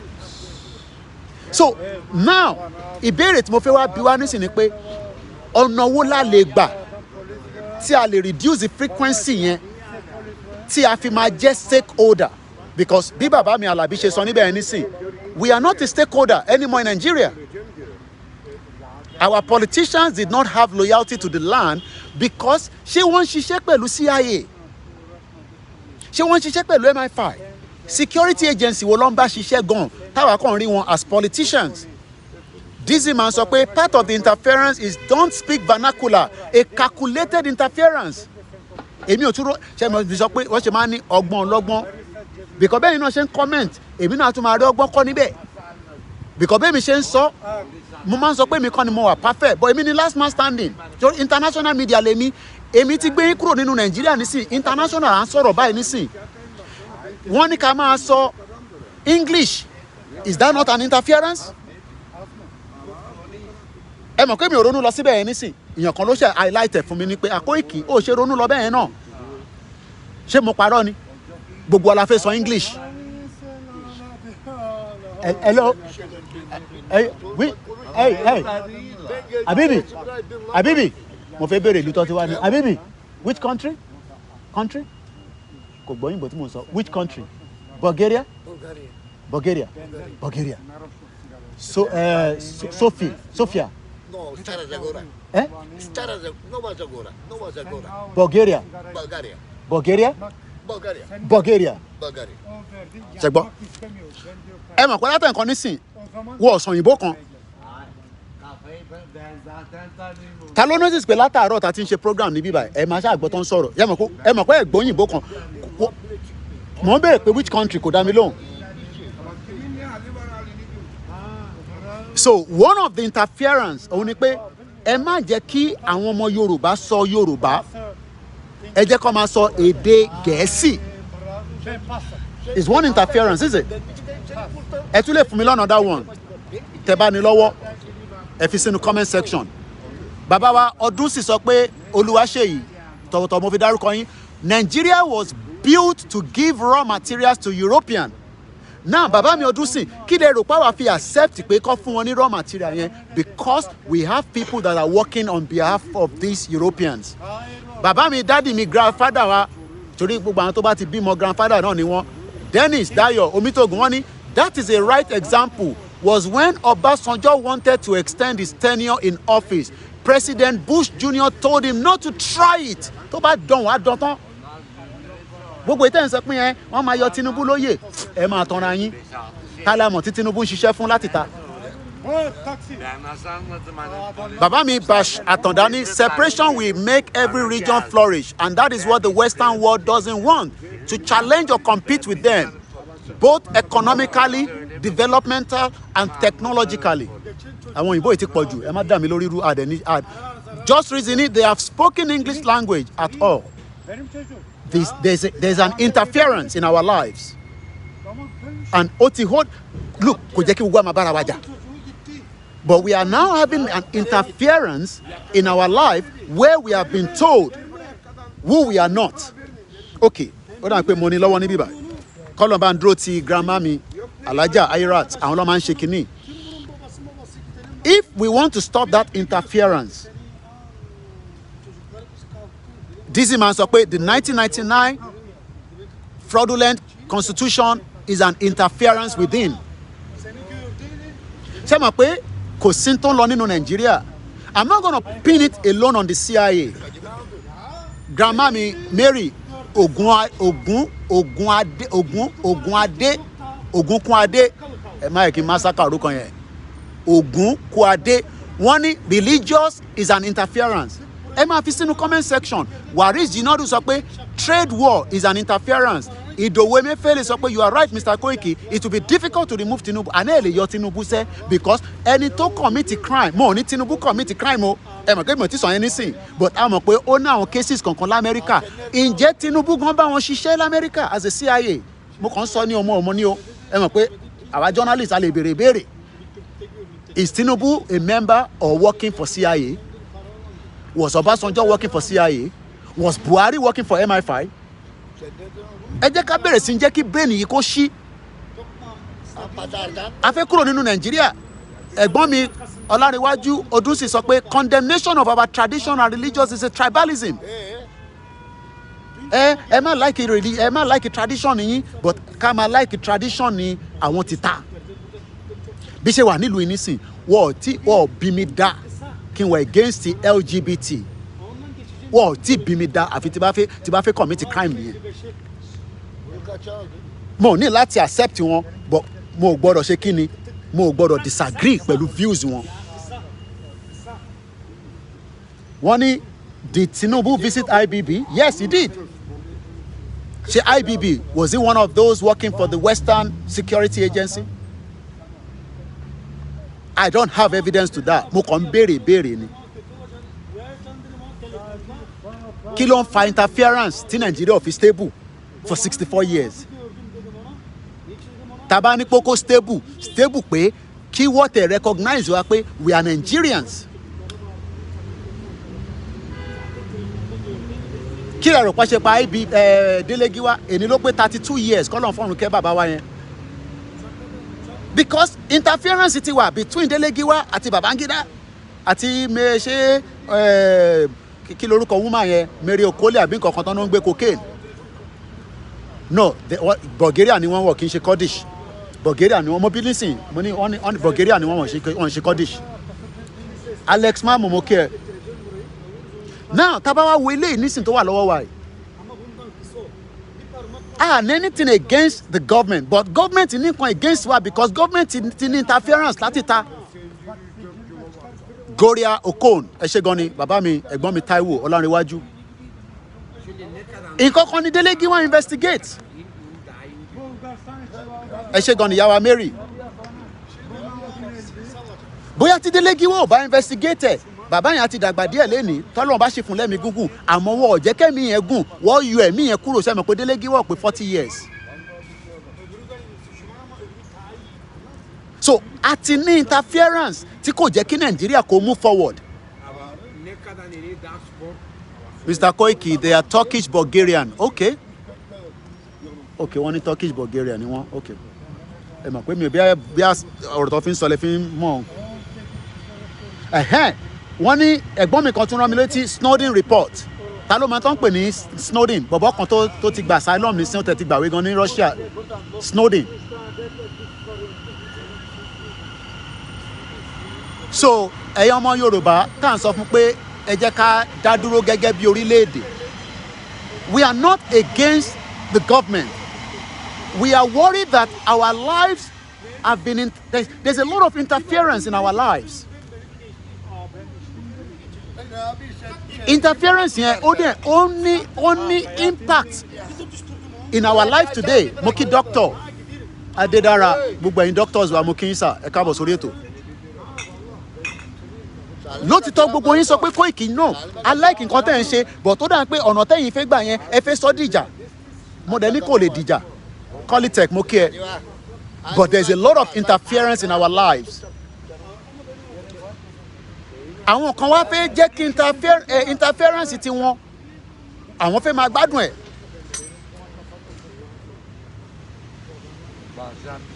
Okay, now how do we mo ní ká stop interference yẹn? Okay, ẹ fẹ́ ká keep Nigeria. Okay, mo ti agree pẹ̀lú yín. John Snowden ẹ ṣé gan ni. You miss me my brother, èmi náà miss gbogbo yín. Òmìnira Yorùbá mo kí ẹ káàbọ̀ sórí ètò. Grandma Titi Crowder ẹ káàbọ̀ mà. One is Snowden is about the exposure of some high secret of America. Russia ló sá lọ. Russia ló gbà sílẹ̀. Ìyàn kan ní God bless you my brother. Kọ́lọ́n bá ń bless ẹ̀yin náà. Dizzy man sọ pé the interference has severe impact on us. Ẹ̀gbọ́n mi Simon Adebisi ni the biggest motive at the intent of desperate foreign religions is land grabbing. Èmi náà busy lẹ́nujọ́ mẹ́ta yìí ni. À ń sọ̀rọ̀ nípa interference. Àwọn èèyàn comment, àwọn èèyàn sọ̀rọ̀. Ṣé kò sí nǹkan kan tó ti affect interference wa yìí? Bí ti ṣe ń kẹ́yìn ọmọdé mo kí àgbàlagbà. Kò sọmọ Yorùbá kankan tó ń bára wọn jà. But there is a lot of interference. Mo kí bàbá wa Greg. Èmi kọ́ ni mo mọ̀ tán, èmi náà ń kọ́gbọ́n lọ́dọ̀ yín ni. Bẹ́ẹ̀ náà ṣe ń comment yẹn, èmi náà wò pé n tó sọ yìí. Interference ló ń jẹ́ kí ayé wa ní backwards. There's a lot of interference. So, n tí mo wá béèrè ni pé ilẹ̀ ti ń ṣú o. Àwọn mosquito yànmùyànmù.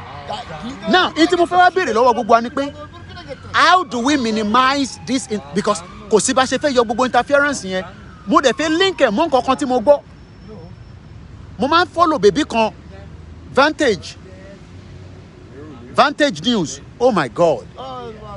Woman yẹn tó bá ń sọ̀rọ̀ orí tèmi náà máa ń wú. Mo kí ya mi Abọ́sẹ̀dé ẹ kú tọ́jú Koiki Media. Mo kí ẹ̀yin tẹ́ ń pè wá tẹ́ ń fún wa ní feedback. I am a listener. ìlú tẹ ẹni tó bá fẹ́ gba feedback ẹ tètè sáfẹ́ nìyẹn 3 years ago bí ṣe ń ṣe program ó ti yàtọ̀ sísìn torí pé mo follow feedback yín ni èmi ò dẹ̀ lè mọ̀ tán èmi náà ti ṣe mistake ẹ̀bọ̀ gbogbo mistake ẹ̀kọ́ lèmi máa sọ lórí social media àníṣe interference ti wà now ẹ jẹ́ n jù kankan sí yín nísìn mò ń follow bèbí kan sẹ́ Vantage mo mọ orúkọ ẹ̀ ẹ bá ń sáré google ẹ̀ ń tẹ̀wá nílé bèbí yẹn orúkọ ẹ̀ Eunice Uchechi my brother my sister hey how you doing ìyá mi Milayo sọ pé they don't want our language because they understand what we are saying and they don't want us to have any secret. Grandma Titi Crowder tí mo fi tọ̀wọ̀tọ̀wọ̀ dárúkọ wọ́n ní a lot of things gain from us they wouldn't want it stop that is why there's an interference so this interference ó ti affect wa so the question is how bí ṣe ń bá yín sọ̀rọ̀ nísìn mo lè turn camera yẹn àwọn ọlọ́pàá ló ń lọ níwájú ìwà yẹn nísìn àwọn patrol bó ṣe máa lọ nìyẹn wọ́n lọ báyìí àwọn mẹ́tẹ̀ẹ̀ta ara security nìyẹn àwọn eléyìí nísìn náà nísìn tó bá tẹ̀ ní kankan tó fẹ́ commit crime wọn ni ọlọ́pàá wà ládùúgbò yìí so in tí mo fẹ́ jẹ́ ká béèrè lọ́wọ́ ara wa ni pé ta ló mọ ìlú kan tó ń pè ní Doha capital ni mo sì sọ yẹn ta ló mọ ìlú kan tó ń pè ní Doha bàbá mi Adébísí ni language is the cement of unity a sì ń sọ̀rọ̀ lórí interference ta ló mọ ìlú tó ń pè ní Doha àwọn èèyàn comment má ṣe ṣé ká pa broadcast ká máa lọ́lé kémi náà lọ́wọ́ train kí máa lọ́lé espionage interference náà wà okay. Baba wa Sunday ni all our presidents are puppet of the Western influence. Bàbá mi ṣeun ní Doha náà ló ń pè ní Qatar. Ta ló mọ population Qatar? Population Qatar. Bẹ́ẹ̀ni Eunice, you're right. Doha is Qatar. Mo fẹ́ mú kankan jáde tí mo gbọ́ látara bèbí yẹn. Èmi náà máa ń lọ jókòó gbọ́ news mi so that màá lè mọ bí ṣe máa gbé kalẹ̀ fáwọn ọmọ Yorùbá torí ẹ̀yin ò ní time mo ní mi ní international correspondent yín. Bèbí yẹn wá ṣe analysis Qatar yẹn fún mo wá farabalẹ̀ níbo wọ̀ tó 10 million kẹ̀. Gbogbo bí tó ń pè ní Qatar lẹ́ni ẹ̀yin mọ́mì ẹ̀yin dádì Majek for care cleaning services làwọn ṣe ní London kò ń ṣe kó sanwó advert fún mi o bọ̀ ẹ mọ̀ pé UK làwọn wà tó bá ṣe anything a lè jọ bára wa gbà sí mọ̀ ń polówó advert for anybody o gbogbo ẹ̀yin tẹ́ fẹ́ ra lẹ́fẹ́ talẹ̀ Nàìjíríà olóyè máa polówó lẹ̀ nígbà yẹn ni gọ́ọ̀mẹ̀ntì kan máa lọ wó lẹ́wọ̀n ní Mr. Koiki ẹ̀yin lẹ́ talẹ̀ fún wa Ọlọ́run tó bá tẹ̀sí ń jẹ́ London abára wa fa wàhálà màá kọ́ ni ẹ bá mi gbé ẹ̀gbọ́n mi ẹ̀mí rẹ̀ páwọn ní disappoint gbogbo Qatar lẹ́nì ok èèyàn kan náà ti gbé bẹ́ẹ̀ rí now ẹ jẹ́ kí n sáré because ilẹ̀ ti fẹ́ máa ṣú mo dẹ̀ ní láti wọ train ọ̀nà mi ṣì jìn gbogbo population Qatar is 3.2 million but ǹjẹ́ gbogbo wa mọ̀ pé ok èèyàn kan sì sọ fún mi pé there's even is 2.7 million unity ní kò tẹ̀ tó 3 million Koiki reverse 2.7 million bàbá mi Olúwa Fọlábí Ṣeun sọ pé 3 million ẹ jẹ́ ká tẹ̀ kápẹ̀ sí 3 million ṣé mọ̀ pé Qatar wà very powerful ẹ mọ̀ reason tí wọ́n ṣe wà powerful àwọn èèyàn follow nǹkan tí mò ń sọ Vantage News that lady she's too much ẹ̀gbọ́n mi kò ní bàjẹ́ fún yín ẹni tó bá ní time ẹ lọ máa gbọ́ Vantage News aago 4 kí lórúkọ ẹ̀ gan-an orúkọ yẹn máa ń sápá mi lórí mo mọ orúkọ ẹ̀ bọ̀ ẹ mọ̀ pé wíyàn ló ti kúrò bèbí yẹn mo tẹ̀lé débi tó lọ nì owó tó ń gba ọlọ́run tó máa gbà ó ṣẹ̀dé láti Israel ní ó lọ ṣe àní ẹ support media ẹ support me ẹ máa ká máa fi gbogbo ẹnu sọ̀rọ̀ ẹ yẹ kí n sáré padà analysis yẹn ó ṣe analysis kan lánàá ó ní Qatar tẹ̀ ń rí yẹn kò sí àwọn gangan ní ìyá mi Esther àwọn ló máa negotiate pẹ̀lú gbogbo ìlú ṣé mo pa àwọn ló negotiate between America àti Taliban àwọn ló negotiate between Russia àti Ukraine àwọn ló negotiate lọ́wọ́ between Hamas àti Israel àwọn ló negotiate between Iran àti Saudi Arabia and this is a country that is less than 3 million now bèbí yẹn wọ́n sọ pé kí ló wà in need for them tó fi di pé they are very powerful. Wọ́n ní nígbà tí America kó tó di pé America ń wá base káàkiri gbogbo àgbáyé, Qatar ló fún wọn ní base. The same Qatar tẹ́ ń rí yẹn ṣe mọ̀ pé àwọn Hamas leader ibẹ̀ ló ń gbé, Doha ló wà. Àwọn Taliban, gbogbo àwọn Taliban táwọn máa ń sọ pé Taliban inú Doha náà ló ń gbé. So Qatar wọ́n ti present ara wọn as a powerful tools. Yeah, Paki Shama, thank you so much. Baba mi Ọlárẹ̀wájú wọ́n ti bá múrúkọ bèbí yẹn jáde. Palki Shama, Sharm. Ṣẹ́rí Qatar yẹn wọ́n ti position ara wọn in the Middle East. Kò sí nǹkan tẹ́ fẹ́ ṣe ní Middle East, ẹ gbọ́dọ̀ fi ti Qatar ṣe. Ṣé mọ̀ pé wọ́n ṣe negotiate pẹ̀lú àwọn tí wọ́n free l'Amẹ́ríkà, tí Amẹ́ríkà dá $6 billion owó Iran padà. Bèbí yẹn wá ní Qatar, the same Qatar náà ní abẹ́lẹ̀, àwọn náà lọ tún fund the same Hamas, àwọn náà lọ fund the same Taliban. Ẹ wá máa bèrè pé bọ́ Koiki gbogbo eléyìí tó ń sọ yìí kí ló fẹ́ link mọ́? Èyí tí mo fẹ́ link ni pé ká tó máa lọ ṣọ́ra fẹ́ parí ètò yẹn. Èyí tí mo fẹ́ link mọ́ ni pé ǹjẹ́ ìran Yorùbá náà lè dá dúró ká wá jẹ́ the main force ní gbogbo West Africa? Pé kò sí nǹkan tó bá fẹ́ ṣe ní gbogbo West Africa wọ́n gbọ́dọ̀ consult wa. Àwa la máa wá jẹ́ the backbone bí Qatar náà ṣe jẹ́ bẹ́ẹ̀ ní Middle East. Wọ́n mọ̀ pa lè ṣe but interference ti pọ̀ jù wọ́n ò fi jẹ́ ká ṣe. Mo kí bàbá wa Silver Badmus. Yeah, Vantage ẹ ṣe gan ni bàbá mi Adesina Sunday. Paki Shama bèbí yẹn good gan. Ọlọ́run mi tó ń san fún. Ọlọ́run jẹ́ kẹ́ lè máa tọ́jú èmi náà dáadáa. Mo fi ra 7-seater nísìn, I need owó ká ra 7-seater so that kí n lè expand the scope mi. Ká lè máa gbé yín káàkiri different places, ká lè ṣe so much. Á dẹ̀ tún wúlò fún family náà.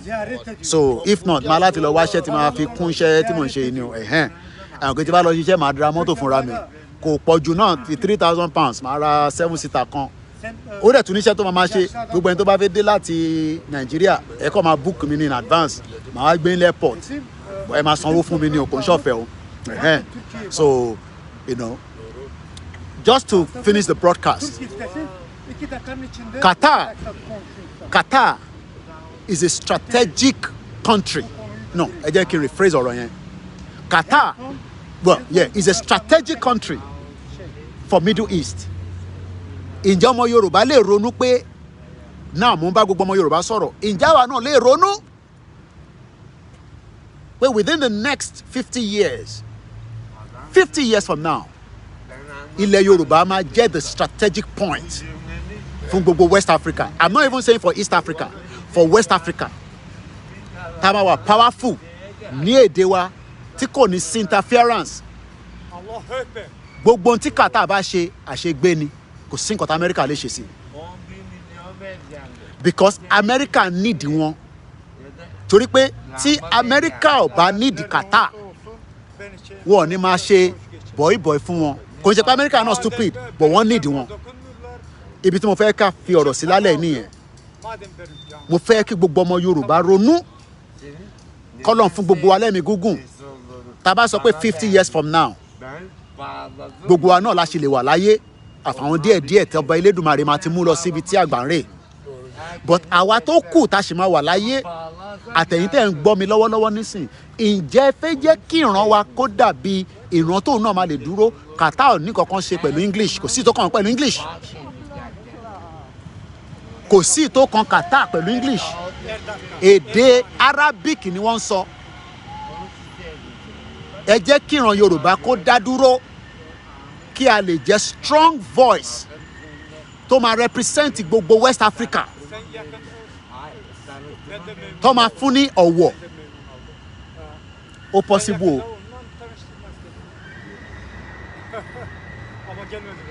A lè ṣe ju Qatar lọ o. But we must start today. Ọ̀rọ̀ Tinubu kọ́ là ń sọ nísìnyí o. ọ̀rọ̀ ọjọ́ ọ̀la ìran Yorùbá ni mò ń sọ yìí. Look, èèyàn méjì ti kú ní Ìlọrin lé níbi tí ń bá ń sọ̀rọ̀ níbi tó ti ń gbé Tani Ọlọ́run lọ Tani Ọlọ́run kọ́ ló kú o ẹ má ṣe mí gbọ́ o bọ̀ mọ́tò tó ń gbé Tani Ọlọ́run lọ wọ́n ló kọlu èèyàn méjì ẹ̀mí ti bọ́ lára wọn. ní last week ní àdúgbò kan ní wọ́n pè ní ọ̀nà Enfield lọ́hùn mọ́tò ọlọ́pàá ló pààyàn nílùú yìí o bá a ṣe ń sọ̀rọ̀ báyìí àwọn èèyàn ń kú lọ́sípítù báyìí o àwọn kan dẹ̀ kú wọ́n ń tọ́jú wọn but ǹjẹ́ tí wọ́n bá máa fẹ́ di pé ẹ̀mí máa bọ́ lára ẹ̀ ǹjẹ́ o sì fẹ́ jẹ́ kí inú Nàìjíríà la máa wà àbí ká ti kúrò èmi ò sọ pé kẹ́mi bọ́ lára ẹ̀ nísìnyí o within the next 30 years 40 years ọ̀rọ̀ Tinubu kọ́ leléyìí o Tinubu has a limited time gbogbo tí Tinubu máa lò tó bá máa lò 8 years Tinubu will be 87 years old by 2031 orúkọ mi Ọláyọmí Kóìkì tí gbogbo yín mọ̀ sí Kóìkì Media ibi tí máa mú presentation mi wá sí ènìní mo dúpẹ́ lọ́wọ́ gbogbo wa àwa gbogbo wa lájọ ní iṣẹ́ yìí o kò ń ṣiṣẹ́ bàbá Akíntóyè kò ń ṣiṣẹ́ Ìgbòho kò ń ṣiṣẹ́ Kóìkì Media we must all be ready and prepare our mind for the future tó máa jẹ́ kí ayé wa kó ní meaning interference yẹn kò ní stop nísìnyí o but in the near future we can look into it and say no àfẹ́ bẹ́ẹ̀ èdè wa la kọ́kọ́ fẹ́ máa fi ṣe gbogbo nǹkan ṣẹ́rí tá a bá ti kọ́kọ́ bẹ̀rẹ̀ sí ń lo èdè wa yẹn a ti disagree pẹ̀lú interference tiwọn ìtọ́ bá fẹ́ ṣe wọ́n lè wá kọ́ èdè wa o but a ní follow èdè tiwọn mọ́ mo kí bàbá wa Ọláwálé Ajíbọ́nà mo kí lẹ́ẹ̀kan sí o Ọláyọmí Kóìkì ni mò ń jẹ́ tí gbogbo yín mọ̀ sí Kóìkì Media bringing the world closer to your doorstep. màá ma sọ pé ẹ̀yin tẹ́jọ́ ọmọ Yorùbá ni mò ń bá sọ̀rọ̀ ọmọ Yorùbá gidi ẹ má yẹ kó dìgbà tí wọ́n bá fẹ́ mú ẹ̀mí kúrò lára wa kó tó di pa máa join Yorùbá nation náà darapọ̀ mọ́ nísìn gbogbo tó bá lè ṣe níwọ̀nba tó bá lè ṣe kó ṣe o. We are not perfect but we must continue to remain focused. It's a quest and that quest will happen in our lifetime. Mo kí ọmọdé mo kí àgbàlagbà mo kí arúgbó and on that note I say a very good evening. I am still doing a lot of work behind the scene so tẹ́ ẹ bá rí mi frequently ẹ ṣáà máa tẹ̀lé mi lórí Twitter níbi tá a ti ń tweet ẹ dẹ̀ máa follow community mi lórí space gbogbo ẹ̀yin tẹ́ ń support wa àdúpẹ́ fún yín ẹ̀yin tẹ́ fẹ́ sọ náà tẹ́ ẹ̀ ní ẹ má worry ẹ máa fàdúrà ràn wá lọ́wọ́. Thank you so much and have a very blessed day. Yoruba Nation, no going back.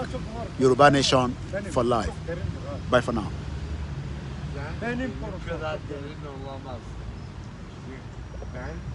Thank you so much.